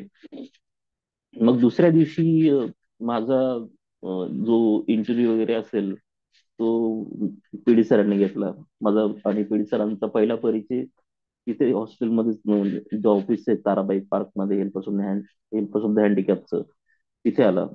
मग सरांनी माझं सगळं एक डॉक्युमेंट्स वगैरे चेक केल्यानंतर मग त्यांनी सांगितलं की जर तुम्हाला आमच्याबरोबर काम करण्याची इच्छा असेल तर तुम्ही स्वप्ननगरी प्रोजेक्ट मध्ये जाऊ शकतात. इथं माननी दिदी नसीम दिदी काम करत असतात. तर त्यावेळेला म्हणजे तो एक माझ्या दृष्टिकोनातून म्हणता येईल की माझ्या आयुष्याला एक नवीन कलाटणी देणारा पण एक योग असेल, की दिदींच्या सानिध्यात राहून काम करण्याची इच्छा किंवा काम करण्याची संधी मिळाली. दिदींबद्दल मला तेव्हा माहित नव्हते जास्त, पण मला किती मोठी संधी मिळाली हे तिथे गेल्यानंतरच कळालं. जवळजवळ 2011 ते 2012 हे 2 वर्ष जे मी काढले तिथे हेल्प शुद्ध हँडिकॅप मध्ये, एक वर्ष मी स्वप्ननगरीला काढलं सिंधुदुर्गमध्ये, आणि एक वर्ष मी कोल्हापूरमध्ये डॉक्टर सुनीता बोर यांच्याबरोबर काम केलं. तर दोन्ही ठिकाणी एक म्हणतो ना आपण, आपलं अपंगत्व आपल्याला नेहमी जास्त वाटतं. तर अशा वेळेला इथे आल्यानंतर कळतं की एक आपल्यापेक्षा खूप जास्तही अपंग आहेत, की काहींना एक हात नाही, काहींना म्हणजे ते आता माझ्या समोर तर असे हॉस्टेलमध्ये किंवा तिथे दिदींच्या सानिध्यामध्ये, आणि पर्टिक्युलरली दिदींचा कामाचा जो वेग बघितला त्यानंतर एकदम विलक्षण. म्हणजे त्यामध्ये पर्टिक्युलर त्यांच्याकडून शिकायला भरपूर मिळालं, की अगोदरच्या वेळेला आणि तिथं मेन म्हणजे की मला एक परमनंट व्हीलचेअर मिळाली, की जी मी परमनंट वापरू शकतो, किंवा माझ्या आता ही जी व्हीलचेअर युज करतोय ही पण मला हॉस्टेलकडूनच मिळाली. ही जो जो 2010 पासून माझ्या बरोबर आहे, 2011 पासून. तर अराउंड त्या वेळच्या पिरियडमध्ये, की त्या सिच्युएशन मध्ये जेही मला तिथे शिकायला मिळालं काजू युनिटमध्ये, तिथे ऍज अ कॅशियर म्हणून मी काम करणं माझ्याकडे दिलं होतं त्यांनी इंचार्ज. तर सुरुवातीला आय थिंक मला असं वाटतं की 1000-2000 cash me as a handle करायला प्रयत्न केला की ऍज अ कॅशियर म्हणून. तर माझा शेवटचा जो दिदींचा मी कॅश हँडल केली तिथे 5 ते 6 लाखापर्यंतची कॅश हँडल केली. म्हणजे जे स्टार्ट पासून तर पूर्णपणे एंड पर्यंत दिदींचं आणि पिढी सरांचं एवढं सहकार्य लाभलं, पर्टिक्युलरली त्या स्टेजमध्ये माझ्या. म्हणजे म्हणता येईल की माझ्या आयुष्याला कलाटणी देणारा हा माझा एक गोल्डन पिरियड ठरला, की कदाचित मला नाही वाटत की मी जर स्वप्न नगरी किंवा घरोंदा हॉस्टेलला व्हिजिट न करता एक पर्टिक्युलरली स्वतःला दोष देत बसत असलो की नाही माझं अपंगत्व जास्त आहे, किंवा मी स्वतःला जे एकदम असं म्हणत असतो की नाही तू आता एवढं करतो एवढं ठीक आहे, त्याच्यापेक्षा जास्त करायची काही गरज नाही. पण इथे आल्यानंतर कळलं की आपण किती जास्त आणि किती प्रमाणाच्या बाहेर जाऊन करू शकतो. आणि तिथे गेल्यानंतर कळलं की प्रत्येक गोष्टीला किंवा प्रत्येक अडचणीला काही ना काही एक वेगळं वळण देता येतं, किंवा आपण त्याच्यामधून बाहेर पडू शकतो. अशा बऱ्याच गोष्टी म्हणजे वर्कलोड असू द्या, किंवा एक 12 घंटे ते 14 घंटे नॉनस्टॉप व्हीलचेअर राहून दिदींचा तो काम करण्याचा वेग बघितला. एक त्याच्यामधून एक चॅलेंजिंग वेळ मिळाला मला, की आपली एनर्जी 6-7 घंट्यामध्येच डाऊन होते, आणि त्या एकदा 10 वाजता सकाळी निघाल्या तिथून, तर संध्याकाळी त्यांचं म्हणजे 12-1 वाजेपर्यंत त्यांचं नॉनस्टॉप त्यांचे काम चालू असायचे. आणि त्या दोघं सिच्युएशन मधील आणि डॉक्टर सुनीता पवार यांच्याकडनं सुद्धा बऱ्याच चांगल्या गोष्टी तिथे त्यांच्या सानिध्यात असताना काम करताना असताना तिथे शिकायला मिळाल्या. मग ह्या दोन गोष्टी माझ्या आयुष्याला खूप कलाटणी देणाऱ्या मिळाल्या. 2013 मध्ये माझ्या भावाचं लग्न होतं. तर तेव्हा मग मला हॉस्टेल सोडून मी एक पुण्यामध्ये आपण सेटल होऊ असं वाटलं मला, की आणि हॉस्टेलमध्ये कसं आहे की पर्टिक्युलरली दोन्ही ठिकाणचं बोलायचं म्हटलं, स्वप्नगरी असू द्या किंवा घरंदा असू द्या, या दोन्ही ठिकाणी असं आहे की फिजिकली चॅलेंज व्यक्तीला एकदम स्वर्ग सारखं वाटतं, तिथे एकदम स्वर्गच. की तुम्हाला प्रत्येक गोष्ट तुमच्या व्हीलचेअरच्या किंवा तुमच्या डिझिबिलिटीच्या अकॉर्डिंग तुमच्या कम्फर्टेबल झोन मध्ये मिळते. एक पर्टिक्युलरली की तुम्हाला कोणत्या गोष्टीसाठी स्ट्रगल करावं लागत नाही, की स्ट्रगलिंग लाईफ काय आहे हे तिथे गेल्यानंतर कळतच नाही. की तुम्ही फक्त तुमच्यामध्ये काम करण्याची आपण इच्छा असेल आणि तुमच्यामध्ये जिद्द असेल, तर तुमच्यासाठी एक शैक्षणिक दृष्ट्या आणि प्लस एक स्टॅबिलिटी म्हणून रिहॅबिलिटेशन म्हणून तिथे एकदम बेस्ट ऍटमॉस्फिअर आहे. की आणि त्या ऍटमॉस्फिअरचा मला खूप चॅलेंजिंग वेने एक उत्साह मिळाला, की जेणेकरून मला असं वाटलं की आता या वेळेने आपण बाहेर जाऊन पण आपण स्वतःला सिद्ध करू शकतो. 2 वर्ष इतकं पूर्णपणे एक स्टेबल वातावरणामध्ये राहिलो मी पूर्णपणे. म्हणजे मला असं वाटतं की माझं ग्रॅज्युएशनला असताना माझं वेट असेल आय थिंक पोस्ट ग्रॅज्युएशनला असताना 45 ते 50 किलो. आणि मी हॉस्टेलमध्ये 2 वर्ष तिथे थांबल्यानंतर एकदम पूर्णपणे एकदम इझी ऍटमॉस्फिअर असल्यामुळे एक वेट गेन झालं मला त्या ठिकाणी, की around 50 to 60 KG, more than 60 KGs असेल आय थिंक मला असं वाटतं. तर वेट गेन झाल्यामुळे त्या ठिकाणी पर्टिक्युलरली मी पुण्यात आल्यानंतर त्याची साईड इफेक्ट मला मिळाली, की ज्या ठिकाणी माझा पहिला जॉब होता 2013चा, 6,000चा. 6,000मध्ये मला माझं हे पण बघायचं होतं, आणि मी माझ्या बरोबर एक मित्र आणला होता बरोबर, उत्साही मित्र, की मला असं वाटलं की आम्ही दोघं मिळून जॉब करू आणि जरी काही खोली वगैरे मिळेल ती दोघं मिळून रेंट करू असं. दोघांना जॉबही मिळाला. एक 6,000चा कॉल सेंटरमध्ये होतो आम्ही, सरको बीपीओ म्हणून, गिगा स्पेस मध्ये विमाननगर नगरमध्येच आहे. तर तिथे माझं ऑफर लेटर मिळालं. आणि तेव्हा असं आता नो ब्रोकर वगैरे आहेत, तुम्ही ऑनलाईन रूम वगैरे शोधू शकता. तेव्हा फक्त ब्रोकर असायचे. ब्रोकरला तुम्हाला सांगावं लागायचं की तुम्हाला एक खोली पाहिजे वगैरे असं. तर ब्रोकरने माझी सिच्युएशन बघितली, मी ज्या दिवशी इंटरव्ह्यूला गेलो त्या दिवशी सिच्युएशन बघितली. तो हा मुलगा व्हीलचेअर वरती आहे, आणि मी त्याला म्हटलं फक्त 2 मुलांसाठी फक्त एक खोली पाहिजे आम्हाला. तर त्यांनी संध्या माझं ऑफर लेटर मला मिळालं. मला असं दिसून गेलं की आता मला एवढा कॉन्फिडन्स नव्हता की मला लगेच जॉब मिळेल असं. पण 6,000चा पण जॉब माझ्यासाठी एक वाटलं की आपण काहीतरी गेन केलंय सुरुवातीला. आणि मला पूर्णपणे ते डिपेंड राहायचं नव्हतं आई वडिलांवरती. वडिलांचं एक होतं की गावाकडे बिझनेस वगैरे ऍक्टिव्हिटीज मध्ये ते मला कुठेतरी सेटल करून टाकतील असं. पण त्या दृष्टिकोनातून मी एक विचार केला. मला असं वाटलं की नाही, आपण फ्युचरमध्ये काहीतरी करण्यासाठी या गोष्टींसाठी आपण समोर आलं पाहिजे किंवा स्वतःला सिद्ध करून दिलं पाहिजे. जर पोस्ट ग्रॅज्युएशन केलंय आणि मी जर का नॉर्मल गावाकडे जाऊन एखादी टपरी टाकून बसलो किंवा काही असं एक शॉप टाकून बसलो, तर एज्युकेशन तर मला कुठेच बेनिफिट होणार नाही. मी पूर्ण रिव्हर्स मध्ये जाईल असं. मग त्याच्यामुळे मी एक जिद्द मनात पकडली होती की नाही, मला पुण्यामध्ये ऍटलिस्ट एक स्टेबल जॉब करायचा आहे. पण जिद्द पकडणं आणि करणं या दोन गोष्टींमध्ये खूप फरक असतो. आणि 2013 मध्ये त्यावेळेला माझं ऑफर लेटर मला मिळालं. एक पर्टिक्युलरली 6,000चा जॉब, मनामध्ये आनंद. आणि त्या आनंदामध्ये मी ब्रोकरला कॉल केला. आमचं दोघं मित्रांचं सिलेक्शन झालं. तो बोलला की रूम तुम्हाला शोधून दिली आहे. रूम म्हणजे तुमच्या ऑफिस पासून फक्त 500 मीटर अंतरावर रूम आहे. आता आम्ही दोघं रिलॅक्स. आम्हाला असं वाटलं रूम मिळाली, आम्ही सेलिब्रेशन करत बसलो तिथे कॅन्टीन मध्ये मित्रांचं, ज्यांचं ज्यांचं सिलेक्शन झालंय तिथे स्नॅक्स वगैरे घेतले ना, तिथे टाइमपास करत बसलो आम्ही. आम्ही गेलो संध्याकाळी 7 वाजता, आणि साहेबांनी आमच्यासाठी रूम बघितली जवळजवळ दुसऱ्या मजल्यावरती. आणि पायऱ्या होत्या त्याच्यामध्ये, 35 पायऱ्या. तर ती रूम म्हणजे अक्षरशः मला कळतच नव्हतं की त्याला कसं काय कळलं की मी फक्त व्हीलचेअरचा फक्त फिरण्यासाठी यूज करतोय बुवा असं. म्हणजे मी चालू शकतो किंवा काय, त्याला त्याच्या मनामध्ये काय वाटलं असेल त्याला माझ्याबद्दल ते मला माहित नाही. पण ऍक्च्युली त्यांनी माझ्या डिसेबिलिटीचा रूम शोधताना एक सुद्धा त्यांनी विचार केलेला नव्हता. मग शेवटी आता 8:30 वाजले, आम्ही त्याला सांगितलं की आम्हाला खालचीच रूम हवी आहे, व्हीलचेअर जाईल अशीच रूम हवी आहे.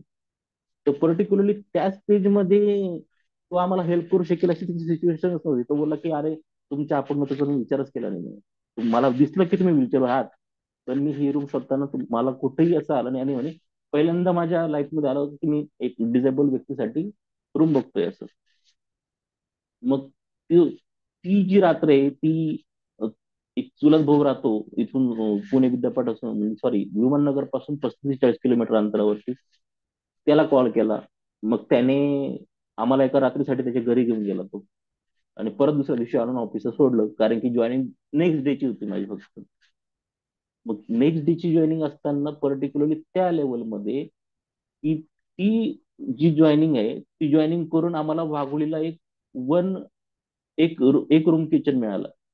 आम्ही दोघं जणां मिळून तो 4 ते 5, म्हणजे माझा पगार 6,000 रुपये आणि रूमची भाडं 4,000 रुपये. मग आमच्या दोघांचं मिळून 2-2 हजार रुपये आम्ही कॉन्ट्रीब्युशन करणार होतो त्यावेळेला. पण मुलं मध्येच जो माझ्या बरोबर जॉब करायला आला, त्याने रूम सोडून गेला तो अचानक. आणि तिथली रूम म्हणजे खाली मला सरकत सरकत राहून व्हीलचेअरवर चढावं लागायचं. वेट जास्त झाल्यामुळे व्हीलचेअरवर बसताना प्रॉब्लेम यायचा. मग जेवढेही माझ्याकडे अंथरूण वगैरे असेल त्या अंथरुणाची घडी करून एकमेकांवर टाकून मग तो व्हीलचेअरवर मला बसावं लागायचं. बऱ्याच वेळा मी असं करताना स्लिप पण झालोय. मग तेव्हा मला कळलं की 6,000चा जॉब करताना 4,000चं रूमचं रेंट मला स्वतः भरणं परवडणार नाही. मग त्यावेळेला मी ऍज अ पेइंग गेस्ट म्हणून राहण्याचा प्रयत्न केला पुण्यामध्ये. तर तिथं ज्यांनी मला पेइंग गेस्ट म्हणून घेतलं त्यांच्या रूम, म्हणजे त्यांना मी सांगितलं की मला फक्त खालचीच रूम लागेल असं. तर तिथेही त्यांनी मला सहकार्य करण्याचे प्रयत्न केला. काकांनी ते छान राजस्थानचे काका होते ते. तर पर्टिक्युलरली जेव्हा त्यांच्या रूम मध्ये एंट्री केली आणि अगोदरचे 5 बेड होते त्या ग्राउंड फ्लोअरला त्यांनी टाकलेले, तिथे 5 मुलं राहत होते आणि 6व्या मुलाची जागा तिथे नव्हती, पण त्यांनी ती माझ्यासाठी करून दिली 6वा बेड टाकून. तर 5ही मुलांनी तिथे ऑब्जेक्शन रेस केलं की जर याला एंट्री दिली तर आम्ही थांबणार नाही पीजी मध्ये. त्यांनी घरमालकाने एक प्रकारे ब्लॅकमेलच करण्याचा प्रयत्न केला. त्या सिच्युएशन मध्ये घरमालकाने सांगितलं की तुम्हाला जायचं असेल तर तुम्ही जा. पर्टिक्युलरली त्यांना असं वाटलं की आता त्यांनी माझ्या डिझेबिलिटीमुळे मला रिजेक्ट केलं असेल असं मला वाटत नाही, पण एक साहजिक आहे की एक कॉमन वॉशरूम मध्ये सकाळी 6 जण लवकर कसं आवरतील हा त्यांचा उद्दिष्ट असेल, आय थिंक मला असं वाटतं. पण माझं 7ची शिफ्ट असल्या कारणाने मी पहाटेला आंघोळ करून वगैरे 6ला निघून, त्या मुलांची माझी 6 दिवस ते भेटच नव्हती. मी जेव्हा संध्याकाळी आलो तेव्हा ते नाईट शिफ्टला असायचे आणि मी सकाळी जेव्हा गेलो असेल तर झोपलेले असायचे पहाटे 5ला येऊन. मग 6-7 दिवसानंतर त्या मुलांनी सांगितलं की तुमच्या डिझेबिलिटीमुळे आम्ही तुम्हाला मनाई केली असं काही नाही. आम्हाला असं वाटलं की एका वॉशरूम मध्ये एवढे जणांना फ्रेश व्हायला वगैरे खूप टाइम लागेल असं. मग त्यावेळेला म्हणजे आता माझ्या लाईफ मधला तो एक क्रुशियल पिरियड होता की मी पण विचार केला की जर साहजिक सुरुवातीला या मुलांसमोर ऍडजस्ट करणं किंवा एक माझ्या समोरच रिजेक्शनची मुलं देत आहेत की आम्ही सोडून जाऊ, तर ती सिच्युएशन एक माझ्यासाठी टफ होती. फक्त एवढंच आहे की एक मी कोणत्याही प्रकारे माझ्यामुळे कोणाला अडचण येईल किंवा कोणत्याही गोष्टीमुळे माझ्या प्रोफेशनल लाईफ मध्ये असू दे किंवा पर्सनल लाईफ मध्ये असू दे, एक कोणाला अडचण येणार नाही याचा परिपूर्ण दक्षता घेण्याचा प्रयत्न केला की जेणेकरून माझ्या रिक्वायर्ड टाइम मध्ये समोरचा व्यक्ती माझ्यासाठी हेल्पसाठी अवेलेबल असेल. हा क्रुशियल पिरियड गेल्यानंतर मी फक्त बीपीओ मध्ये 6 महिनेच जॉब केला. त्यानंतर मला बॅक ऑफिसची माझं कम्युनिकेशन प्लस इंग्लिशची इम्प्रुव्हमेंट पुणे युनिव्हर्सिटीमध्ये इंग्लिश केल्यामुळे चांगले असल्या कारणाने मला टेक महिंद्रामध्ये बॅक ऑफिसमध्ये जॉब मिळाला 2015 साली. सुरुवातीला तिथे मला पहिल्याच वर्षी जेही केसेस असतात, मेलचे फॉलोअप्स असू द्या काही असू द्या, त्या केसेसमध्ये माझं काम चांगलं असल्या कारणाने मला ॲपलेट डेस्कमध्ये लगेच त्यांनी प्रमोट केलं की जे हाय कस्टमर एस्केलेशन केसेस जे असतात तेव्हा माझ्याकडे रेझोल्युशनचं काम दिलं होतं. पण 2015 ते 2017 मी टेक महिंद्रामध्ये काम केलं. टेक महिंद्रामध्ये काम करताना सुद्धा मेन एक बरेच चॅलेंजेस आले की जेणेकरून वॉशरूम्स वगैरे हा खूप मेजर फॅक्टर असतो कंपनीमध्ये काम करताना.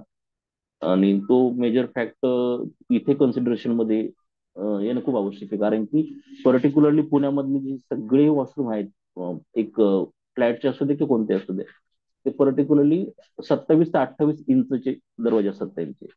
आणि अगोदरचे आत्ताचे जे लेटेस्ट व्हीलचेअर आहेत ते आय थिंक माझे अंदाजे त्यांची विथ जी आहे ती 30 इंच आहे. 1929 to 30 इंच. त्याच्यामुळे ते कम्फर्टेबल नसतात अशा वॉशरूम्स मध्ये वगैरे. त्याच्यामुळे हायरिंगला सुद्धा आता माझं बजाज फायनान्स मध्ये जेव्हा सिलेक्शन झालं 2019 मध्ये, तेव्हा त्यांनी मला घेण्या अगोदर माझ्या सगळ्या फॅसिलिटीज अगोदर ऑफिसमध्ये अप्रूव्ह करून ठेवल्या, तेव्हाच मला त्यांनी ट्रान्सफर केलं 2021 पर्यंत. तर 2015 ते 2017 हा जो पिरियड आहे, या पिरियड मध्ये मी जेवढी अर्निंग जमा केली एक 2-3 वर्षांमध्ये, त्यामध्ये मग मी टूर्स अँड ट्रॅव्हल्स व्यवसायाला जस्ट एंटर करण्याचा प्रयत्न केला की बाकीचे जे फ्रेंड सर्कलचे जे सोर्स आहेत त्या दृष्टिकोनातून. आणि तो एंटर केल्यानंतर मग त्या दृष्टिकोन म्हणजे 2017 साली जे बऱ्याच लोकांनी ओलाच्या गाड्या घेऊन ठेवलेल्या होत्या, पण त्यांना ते पेमेंट करणं शक्य झालं नाही. मग त्यावेळेला मी फक्त 0 डाऊन पेमेंटवरती फक्त त्यांची ईएमआय पे करेल मी आणि गाडी पूर्णपणे बिझनेसला मी वापरेल, या टर्म्स अँड कंडिशन वरती 2 गाड्या रेडी केल्या त्या सुरुवातीला. असं करत करत आता माझ्याकडे 4 गाड्या आहेत माझ्याकडे पिकअप अँड ड्रॉप साठी, त्या कंपनीमध्ये असतात पिक अँड ड्रॉप साठी. आणि 2019 पासून तर 2025 पर्यंत मी बजाज फायनान्स मध्ये आहे. तर बजाज फायनान्स मध्ये मला 3 वेळा बेस्ट एम्प्लॉय अवॉर्ड मिळालाय. ते मॅडमने सांगितलं माझ्या इंट्रोडक्शन मध्ये. तर पर्टिक्युलरली माझ्या लाईफचा हा पूर्णपणे फेज आहे जो मी तुमच्यामध्ये एक डिस्क्राईब करण्याचा प्रयत्न केला तुम्हाला त्या याच्यामध्ये. तर ह्या पूर्ण फेज मध्ये मी एकच गोष्ट शिकलोय की तुम्ही जर कोणत्याही गोष्टीवर तुमची मात म्हणजे तुम्हाला तो प्रवास करण्याची इच्छा असेल ना, मग तो एज्युकेशनल फील्ड असू दे, तुमच्या प्रोफेशनल फील्ड असू दे किंवा काही असू दे, त्यामध्ये तुम्हाला साथ देणारे मिळतील 100%. पण ते साथ देण्यासाठी तुमची अगोदर तयारी असावी लढण्यासाठी. आता डिझॅबिलिटी प्रत्येकाची वेगवेगळी असते, मी मान्य करतो, त्याबद्दल नकार नाहीच आहे. कारण की प्रत्येकाचे प्रॉब्लेम प्रत्येकाला वेगवेगळ्या प्रकारे फेस करावं लागू शकतात, त्यामध्ये इश्यूज नाही. पण मेन कन्सर्न हाच आहे की ते प्रॉब्लेम सॉल्व्ह करण्याची तयारी किंवा त्या प्रॉब्लेमला फेस करण्याची तयारी तुमची असली पाहिजे. कारण की जो मी स्वतः हेल्पर्स ऑफ द हँडिकॅप मध्ये जे एक म्हणतात ना, एक मॉरल ग्राउंड जो मिळतो, एक म्हणजे त्या हॉस्टेलमध्ये विद्यार्थी असू दे किंवा तिथला स्टाफ असू दो, तो एकदम फुलासारखा त्या हॉस्टेलमध्ये राहतो. म्हणजे त्यांना बाहेरच्या एन्व्हायरमेंटची एक कळतच नाही की म्हणजे फॅक्ट त्यांना कोणत्या फेस कराव्या लागतील किंवा काय असतील. आणि मेन म्हणजे की या सगळ्या गोष्टी हँडल करून किंवा बाहेर पडताना एक नॉर्मल बॅकग्राऊंड मधून सिटीमध्ये येताना या गोष्टींना खूप फेस करावं लागतं. पर्टिक्युलरली कम्युनिकेशन स्किल असू द्या, बाकीचे फॅक्ट्स असू द्या, त्या गोष्टींना फेस करणं हे सगळ्यात महत्वाचा टास्क आहे. सर, तुम्हाला काही प्रश्न असतील तर विचारू शकतात तुम्ही.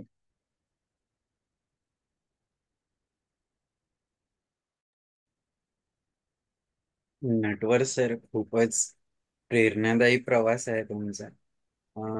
मला सांगा की जसं तुम्ही पूर्ण तुमचं आयुष्य थोडक्यात सांगितलं आणि ते हम्म, बाय हार्ट सांगितलं, आणि हम्म. ह्या सगळ्या पूर्ण प्रवासात तुमच्या जीवनातला सर्वोच्च आनंदाचा क्षण कुठला?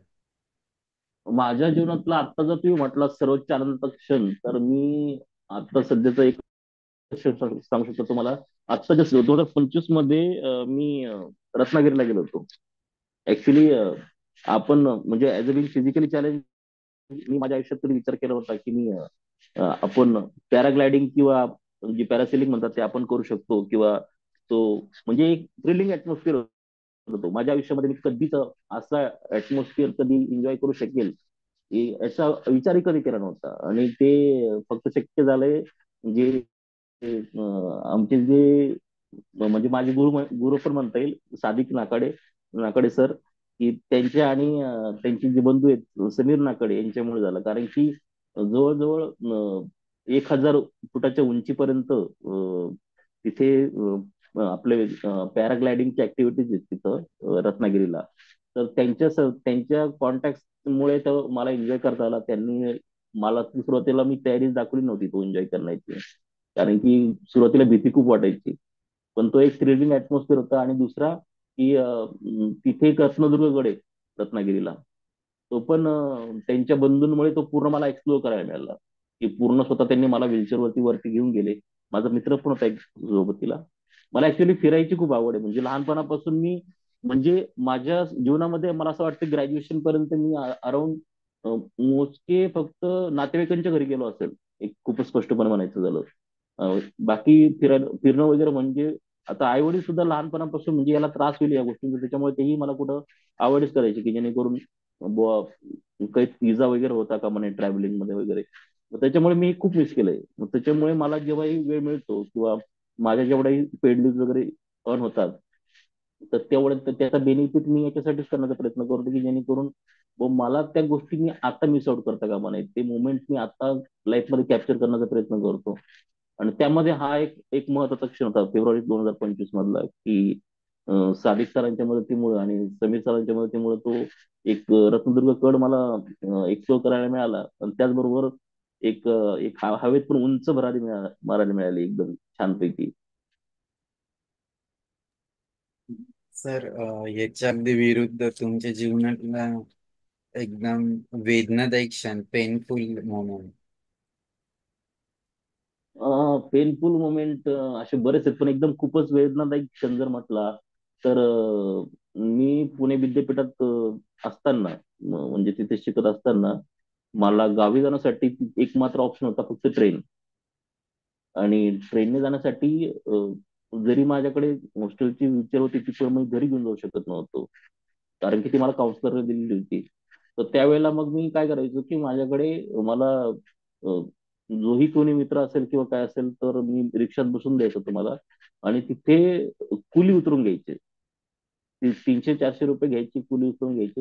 पण एकदा काय झालं की मी ट्रेन सुटण्याच्या अगोदर 5 मिनिटं अगोदर पोहोचलो. 5 मिनिटं अगोदर. आणि खूप क्राऊड होता स्टेशनवरती. आणि तिथल्या कुलीने मला एका प्लॅटफॉर्मच्या बाकड्यावरती बसून दिलं. तो बोला की ट्रेन सुटायच्या अगोदर मी तुला बसून देईल तुझं लगेज शिफ्ट करून. आणि त्यांनी बसवताना मला कडेवर उचलण्याचा प्रयत्न केला. आणि कडे उचलण्याचा प्रयत्न केला, बाकीचा क्राऊड जातोय, तो मला त्यांनी कडे उचललं. आता माझ्या हातामध्ये जास्त ताकद नाही ऑलरेडी, मला माहिती आहे कुठला ती सांगण्या अगोदरच. आणि त्याने काय केलं, मला उचललं खांद्यावरती आणि माझ्या पॅन्ट वरती त्याचा पाय पडला. तर पूर्ण पॅन्ट माझी खाली निघून गेली ती पूर्णपणे. मी फक्त अंडरवेअर होतो स्टेशनला. माझी त्यांनी बसवताना माझी जी पॅन्ट असेल ती प्लॅटफॉर्मच्या खाली, म्हणजे रेल्वेच्या खाली गेली होती पूर्णपणे, ती निसटून त्याला काढता येत नव्हती. शेवटी मी म्हणजे बऱ्याच लेडीज होत्या त्यावेळेला त्या डब्यामध्ये. आणि तो एक एम्बॅरेसिंग मोमेंट होता माझ्या लाईफ मधला, की त्यांच्या समोर त्या याच्यामधून ती दुसरी पॅन्ट काढली आणि ती घातली. आणि म्हणजे अक्षरशः तेव्हा म्हणजे त्या मोमेंटला एक खतरनाक, म्हणजे तो ती फिलिंगच एकदम विचित्र होती माझ्यासाठी, की ही गोष्ट कोणावरच घडू नये असं ते वाटायचं. किंवा आपण एकदम काहीतरी सगळं आपल्याकडे बघतायत वगैरे. पण तो मोमेंट पण सावरण्याचा प्रयत्न तेव्हा करण्याचा प्रयत्न केला. पण जवळजवळ अर्धा पाऊण तास तर मी एकदम सायलेंट होतो, मला कोणाशी बोलण्याची इच्छा नव्हती. पण तिथले जे प्रवासी होते माझ्याबरोबर, त्यांनी एकदा जस्ट मला जाऊन मूड चेक केला, की नाही बाबा, हा खूपच जास्त डीपली डिमोटिवेट झालाय असं. मग त्यांनी बाकीचे जोक्स वगैरे मारून वगैरे किंवा गावापर्यंत त्यांनी तो माझा मूड रिटर्न करण्याचा प्रयत्न केला.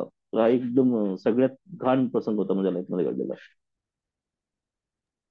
आणि सर या संपूर्ण प्रवासात तुम्ही जसं सांगितलं की सगळे हम्म. चॅलेंजेस ऍक्सेप्ट करत गेलो आणि इथपर्यंत पोहोचलो, तर ही सगळी एनर्जी, ही ऊर्जा तुमच्यात आली कुठून आणि ती कशी मेंटेन तुम्ही ठेवतात आता? नाही, ऊर्जा माझ्या लाईफ मध्ये आता कसं आहे, की माझ्या लाईफ मध्ये एक मी सिम्पल रूल्स फॉलो करतो, की जोही मला म्हणजे डे लाईफ मध्ये किंवा होल लाईफ मध्ये प्रत्येक पर्सन जो भेटेल, एक भेटणारी प्रत्येक व्यक्ती आपल्याला काही ना काही आयुष्यात शिकवत जाते. एक 5 मिनिटासाठी भेटणारी व्यक्ती असू द्या, काही असू द्या. मी बऱ्याच व्यक्तींकडनं म्हणजे एक म्हणतात ना, लर्निंग फॅक्ट तुम्ही तुमच्या लाईफमध्ये ठेवले तर तुम्हाला बऱ्याच गोष्टी अचीव्ह करता येतात. पण आपण फक्त आपलंच मार्गदर्शन दुसऱ्याने घेतलं पाहिजे यार, जर याच्यावर चालण्याचा प्रयत्न केला तर कदाचित हे शक्यच होऊ शकत नाही. कारण की तुम्ही जर फक्त तुम्हाला स्मार्ट प्रयत्न करत असाल, आता माझ्या लाईफ मध्ये जर मी एक जर महत्वाचं म्हटलं त्याच्यामध्ये, एक मला घडवण्यामध्ये सगळ्यात जास्त माझ्या आई वडिलांचा एक महत्वाचा रोल आहे.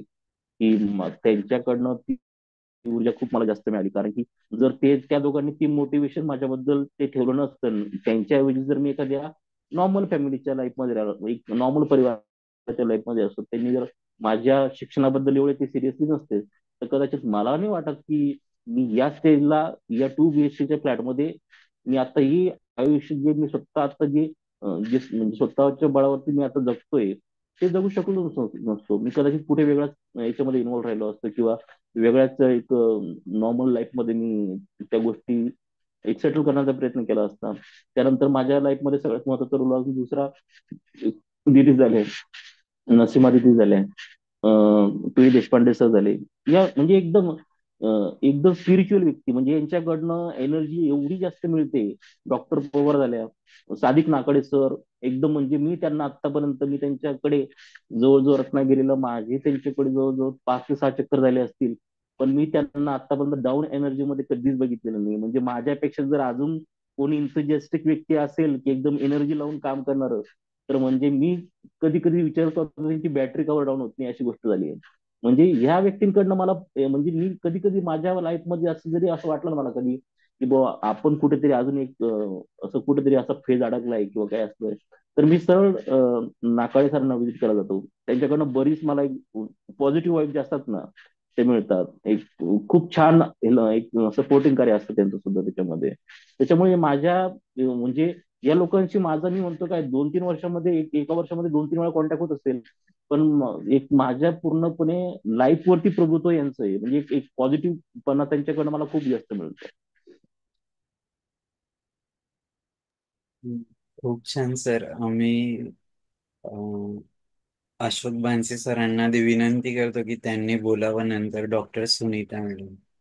मग आपण सगळ्यांनाच प्लॅटफॉर्म एक ओपन 5 मिनिटं करू. घेऊ का मी तुमचे फक्त सर, 5 मिनिटं हो घेऊ फक्त सर, एक पाच नक्की घ्या, मिनिट नक्की, काय हं? प्रॉब्लेम. फक्त एक एक महत्वाचा टॉपिक राहिला माझा. एक म्हणजे जेही कोणी आता आता सध्या फॅसिलिटीज फिजिकली चॅलेंज व्यक्तींना खूप छान आहेत, की पर्टिक्युलरली ज्या वेळेला मी या गोष्टीमधून बाहेर पडलो ना, आता जे काही व्यक्ती बाहेर पडण्याचा प्रयत्न करतील, अं, आणि आताचे जॉब ऑप्शन्स आणि तेव्हाचे जॉब ऑप्शन्स यामध्ये खूप डिफरन्शिएट आहे, आणि सॅलरी स्ट्रक्चर पण खूप छान आहे.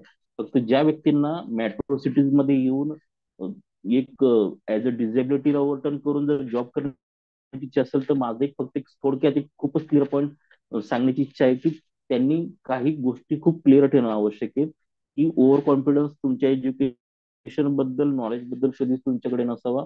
दुसरी गोष्ट, की तुमचं बेसिक कम्प्युटर नॉलेज तुमच्याकडे असणं आवश्यक आहे. एक सगळ्यात महत्वाचा पॉईंट येतो.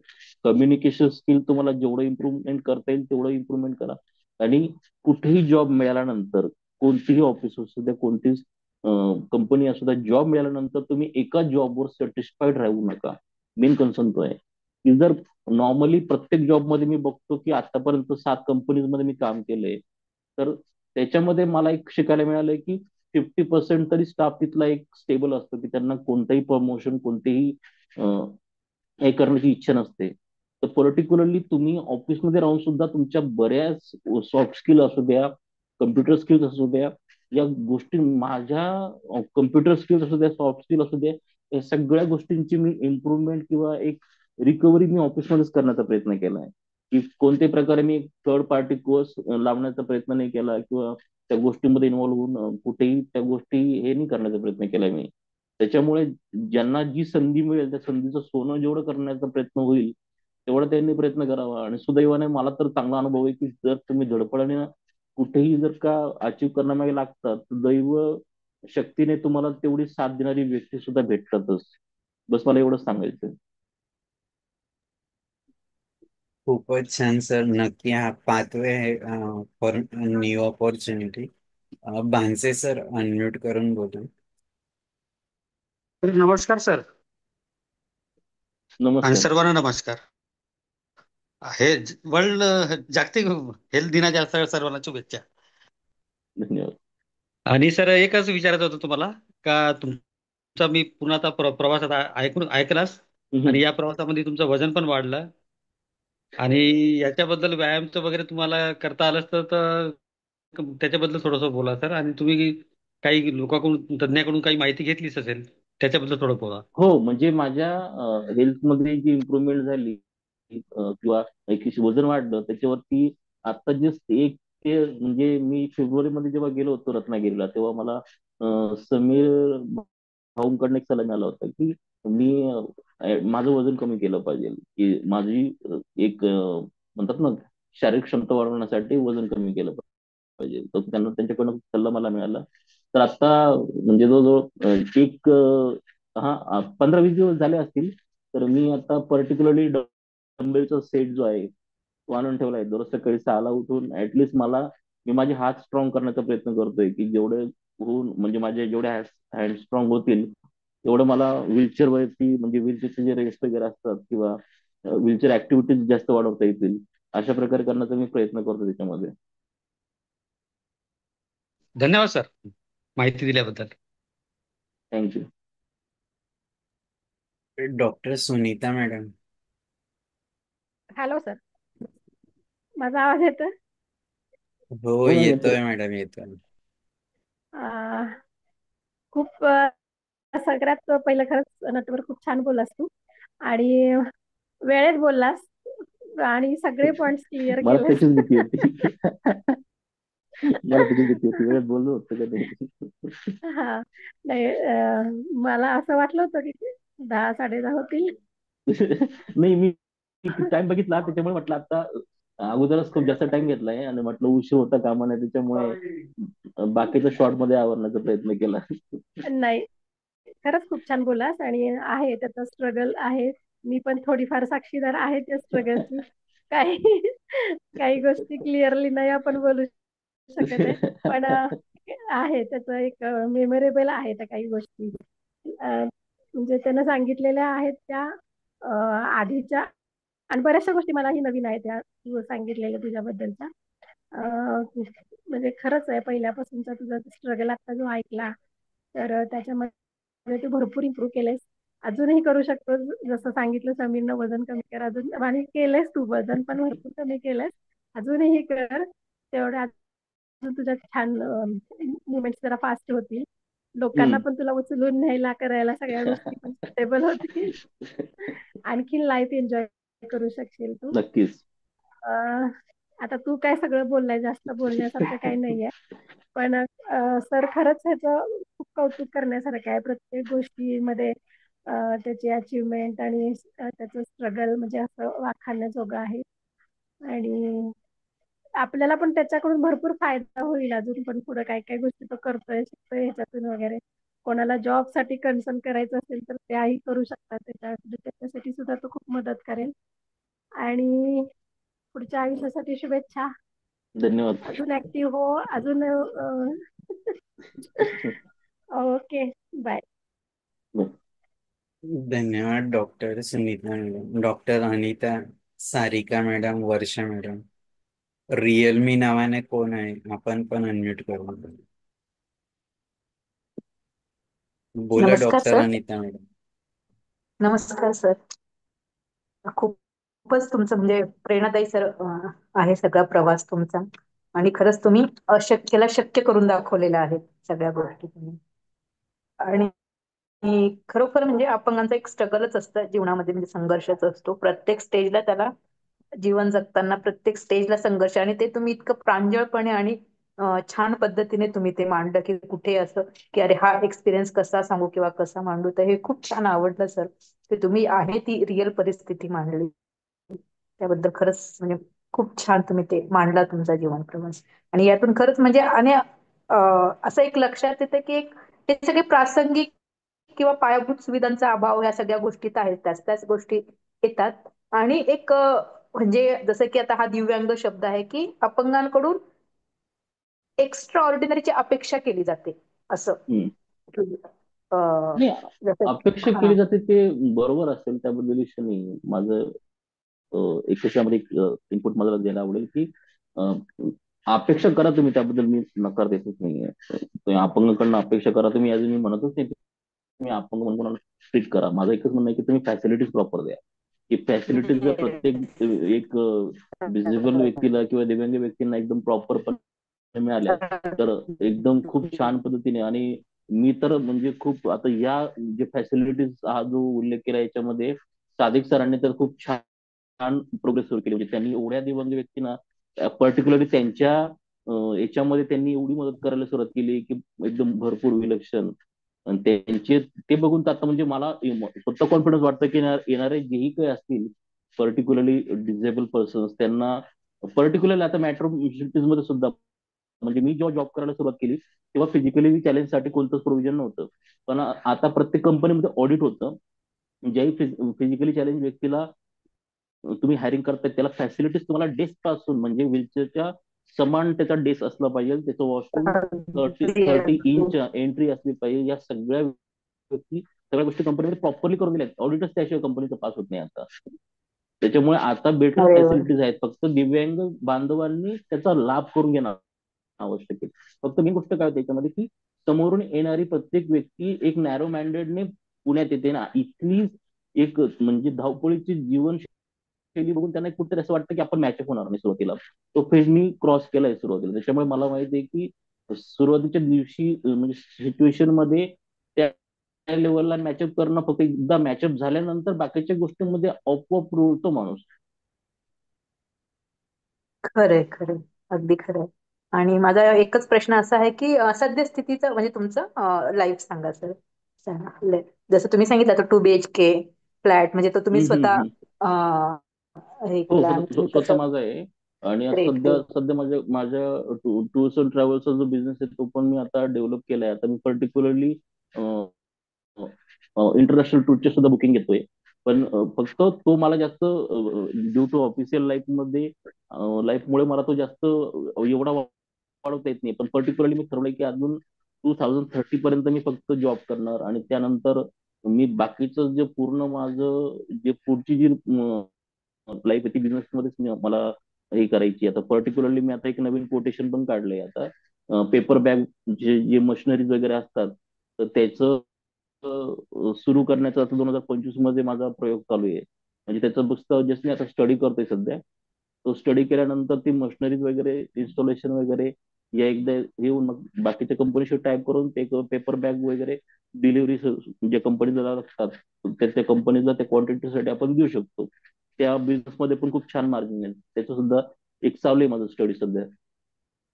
छान छान. मग तुमच्या बिझनेसचं स्ट्रक्चर कसं, म्हणजे कसं तुम्ही काय आहे नेमकं? म्हणजे कुठे कुठे तुम्ही बिझनेस हे सॉरी टूर्स तुमच्या लाईन अप माझ्या करतात? माझ्या टीसीएस कंपनीमध्ये माझ्या टीसीएस कंपनीमध्ये 4 व्हेकल्स आहेत. ते टीसीएस कंपनीमध्ये पिकअप अँड ड्रॉप करतात. की जे पण जे 4 ड्रायव्हर्स आहेत जे माझे जे रेंटल बेसिसवर मी त्यांना देतो व्हेकल्स, तर ते पिकअप अँड ड्रॉप करतात. मंथली अर्निंग त्यांची म्हणजे जेवढी असते त्याची महिन्याला अर्निंग वगैरे येते.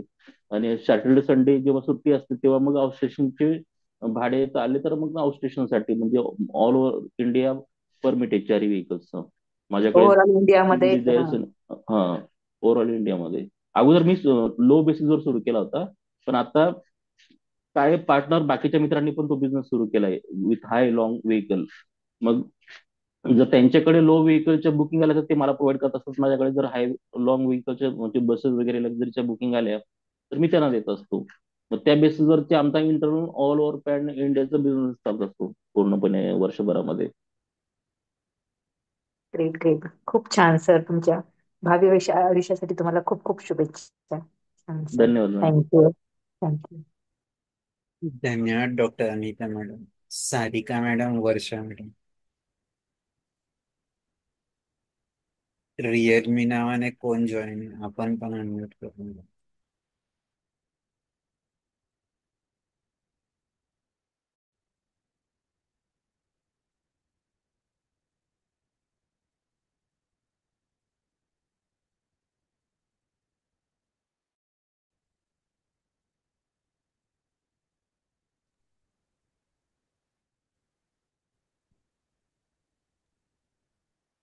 बोला सारिका मॅडम. हॅलो, आवाज येतोय? हा बोला मॅम. नमस्कार सर. नमस्ते बोला. तर खूपच छान तुमचा प्रवास, विशेषतः एका जागी स्टक न राहता जे तुम्ही वेगवेगळ्या संधी शोधतायत ते खरोखर खूप वाखाणण्यासारखं आहे. तुमच्या पुढच्या जे काही भविष्यातले प्लॅन्स आहेत बिझनेसचे त्याच्यासाठी तुम्हाला खूप खूप शुभेच्छा असो. Thank you so much. Welcome sir. तुमच्या अशा अभिप्राय मिळाले तर आम्हाला अजून पुढे फ्युचरमध्ये काम करायला आणि प्रोग्रेस करायला खूप आवडेल. आणि ही अशी कमेंट्स एक उत्साह देत असतात पुढची लाईफ छान प्रकारे अजून काढायला. नक्कीच नक्कीच सर, नक्कीच.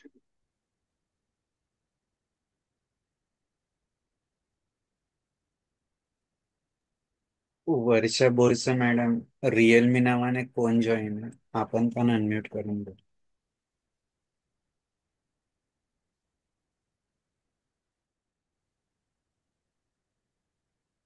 ठीक आहे, अनम्यूट करत नाहीये. हा. हॅलो. हा बोला. हॅलो, नमस्कार सर. मी नमस्कार. प्रेरणा बोलते. प्रेरणा मॅडम बोला. छान बोलला सर. तशीच तू. मी बरी आहे. ही माझी विद्यार्थिनी आहे सर. 7वीला असताना ती 7वीला असेपर्यंत मी तिथे होतो हॉस्टेलमध्ये. छान. सरांची मी फेवरेट विद्यार्थी. तब्येत वगैरे ठीक आहे. मस्त.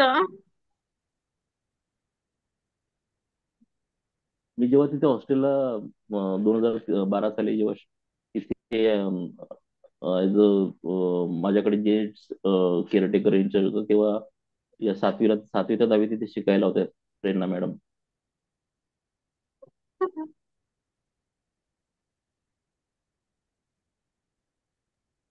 छान. आता हे हॉस्टेलच असता का हेल्पर्स? नाही, मी अ, हॉस्टेलला नाही आता नाही त्यांचं घरी असते. ग्रॅज्युएशन पर्यंत पूर्ण झालं आता. आता त्या घरी असतात. ओके. तर जॉबचं मला पण सांगा. नक्की नक्की. शुअर. हो. हो. Okay, bye. Bye. Varsha Borse madam.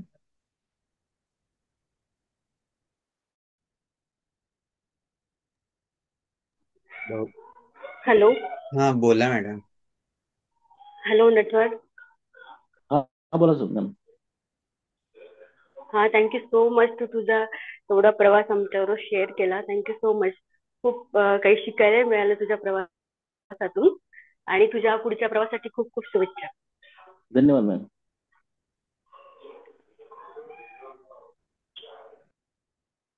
धन्यवाद बोरसे मॅडम. खरोखर नटवर गोसावी सर, तुम्ही जो तुमचं जीवन प्रवास इथं शेअर केला आणि स्वतःला जे चॅलेंजेस आले त्याच्यावर सोल्युशन म्हणून दुसऱ्यांना मदत करणं, आणि तुम्ही जे सांगितलं की प्रत्येक ठिकाणी तुम्ही सुरुवात करा आणि तो सुरुवात केल्यानंतर आपोआप तुम्हाला तिथं मदत मिळत जाते. तर याच पद्धतीने तुम्ही तुमचं आयुष्याचं स्ट्रगलिंग लाईफ ती अगदी सुकर कशी होईल यासाठी प्रयत्न केला. तुमच्या भावी आयुष्यासाठी खूप खूप शुभेच्छा. आणि आमच्या संकल्प फाउंडेशन आणि संवाद सारथीच्या पूर्ण टीम कडून तुमचे ऋण व्यक्त करतो की तुम्ही तुमचा महत्वपूर्ण वेळ यासाठी दिला. आणि निश्चितच पुढेही आपण संवादात राहूया आणि निश्चितच नक्की सर, नक्की. एकमेकाच्या साथीने पुढे जाऊया. आणि जाता नक्की जाता नक्की. तुमच्याकडून एक छोटासा संदेश सर्वांसाठी, नंतर आपण प्रार्थनेने आजच्या या सत्संगाची सांगता करूया. ओके. मला शेवटचा संदेश असेल की अपंगत्व कोणतेही असू दे, त्यामध्ये फरक पडत नाही की तुम्ही कोणत्या स्टेजला आणि कोणत्या गोष्टी हँडल करतायत. फक्त डिमोटिवेट न होता तुम्ही मनाने त्या गोष्टींना डील करण्याचा प्रयत्न केला.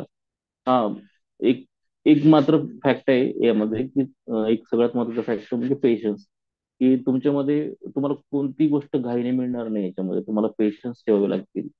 सगळ्यात महत्त्वाचा फॅक्ट तो आहे की तुम्ही जर पेशन्स ठेवून तुमचा प्रवास जर सुरू ठेवला तर तुम्हाला तुमचे पेशन्स आहे पण तुम्ही तुमच्या प्रत्येक गोष्टीची तुम्हाला उत्तर मिळतील. पण तुम्ही पेशन्स न ठेवता घाई करण्याचा प्रयत्न केला की तुम्हाला एक जॉब लागल्यानंतर लगेच इन्क्रीमेंट हवंय किंवा लगेच तुमच्या गोष्टींमध्ये तुम्हाला सगळ्या गोष्टी हव्या, तर घाई न करता तुम्ही पेशन्सली सगळ्या गोष्टी शिकून डेव्हलप करून सगळ्या गोष्टींमधून हे करून तुम्ही काढण्याचा प्रयत्न केला तर 100% तुम्हाला त्या गोष्टींमध्ये रिझल्ट मिळतील. खच्चीकरण स्वतःच न करून घेता त्या गोष्टीमधून पर्टिक्युलरली तुम्हाला जेवढा मार्ग काढता येईल तेवढा मार्ग काढण्याचा प्रयत्न करा. माझा नंबर शक्य असेल तर मी सरांना सांगेल की तुम्ही हा जो संवाद जिथे पोस्ट करणार असाल तिथे तुम्ही हा नंबर पण द्या की ज्या व्यक्तींना एक जॉबच्या दृष्टिकोनातून जे काही सहकार्य पर्टिक्युलरली मेट्रो सिटीज मध्ये हवं असेल, खास करून पुण्यामध्ये, तर आमच्याकडे सगळ्या प्रकारच्या फॅसिलिटीज आहेत अवेलेबल.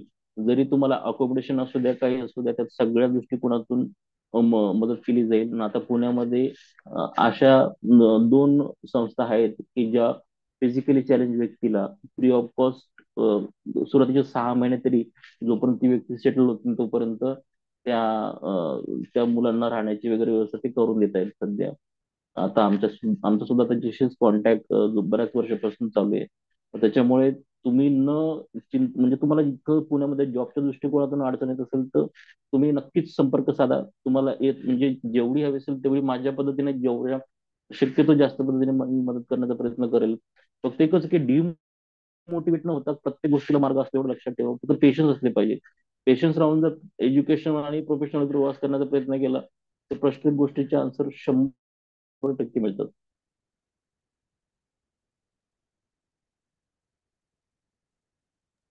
धन्यवाद सर. निश्चितच तुम्ही जी ऑफर सर्वांसाठी दिलेली आहे, ते आता कोणी फेसबुक लाईव्ह ऐकत असेल किंवा नंतर युट्यूबला पण ऐकतील तर त्यांना निश्चितच तुमच्याकडून मदत मिळेल. आणि नक्कीच. तुम्ही जो एक मार्ग दाखवलाय की असं तुम्ही करू शकता, आणि हम्म, हम्म. तुमचं ते एक तुम्ही जे उदाहरण सांगितलं ते तर खूप आवडलं की जेव्हा हॉस्टेल सोडून जात होते तर तुम्हाला मिळालेली गिफ्ट व्हीलचेअर तिथंच टाकून दिली, का तर पुढच्या येणाऱ्याला अडचण नको म्हणून. तर हे उदारमतवादी किंवा मोठे हृदय असणं हे खूप तुमच्याकडे आहे. आणि त्यातनं दुसऱ्यांना मदतीचं जो मार्ग आहे तो फक्त बोलायचं नाही तर कृतीतून करून दाखवायचं, हे पण तुमच्या उदाहरणातून कळालं.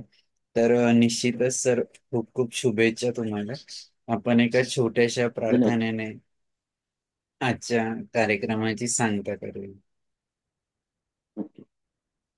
सर्वे भवन्तु सुखिनः, सर्वे सन्तु निरामयम्, सर्वे भद्राणि पश्यन्तु, मा कश्चित् दुःखभाग् भवेत्. ओम शांती शांती शांती. खूप खूप धन्यवाद. आपण कायम संवादात राहूया. नक्की सर.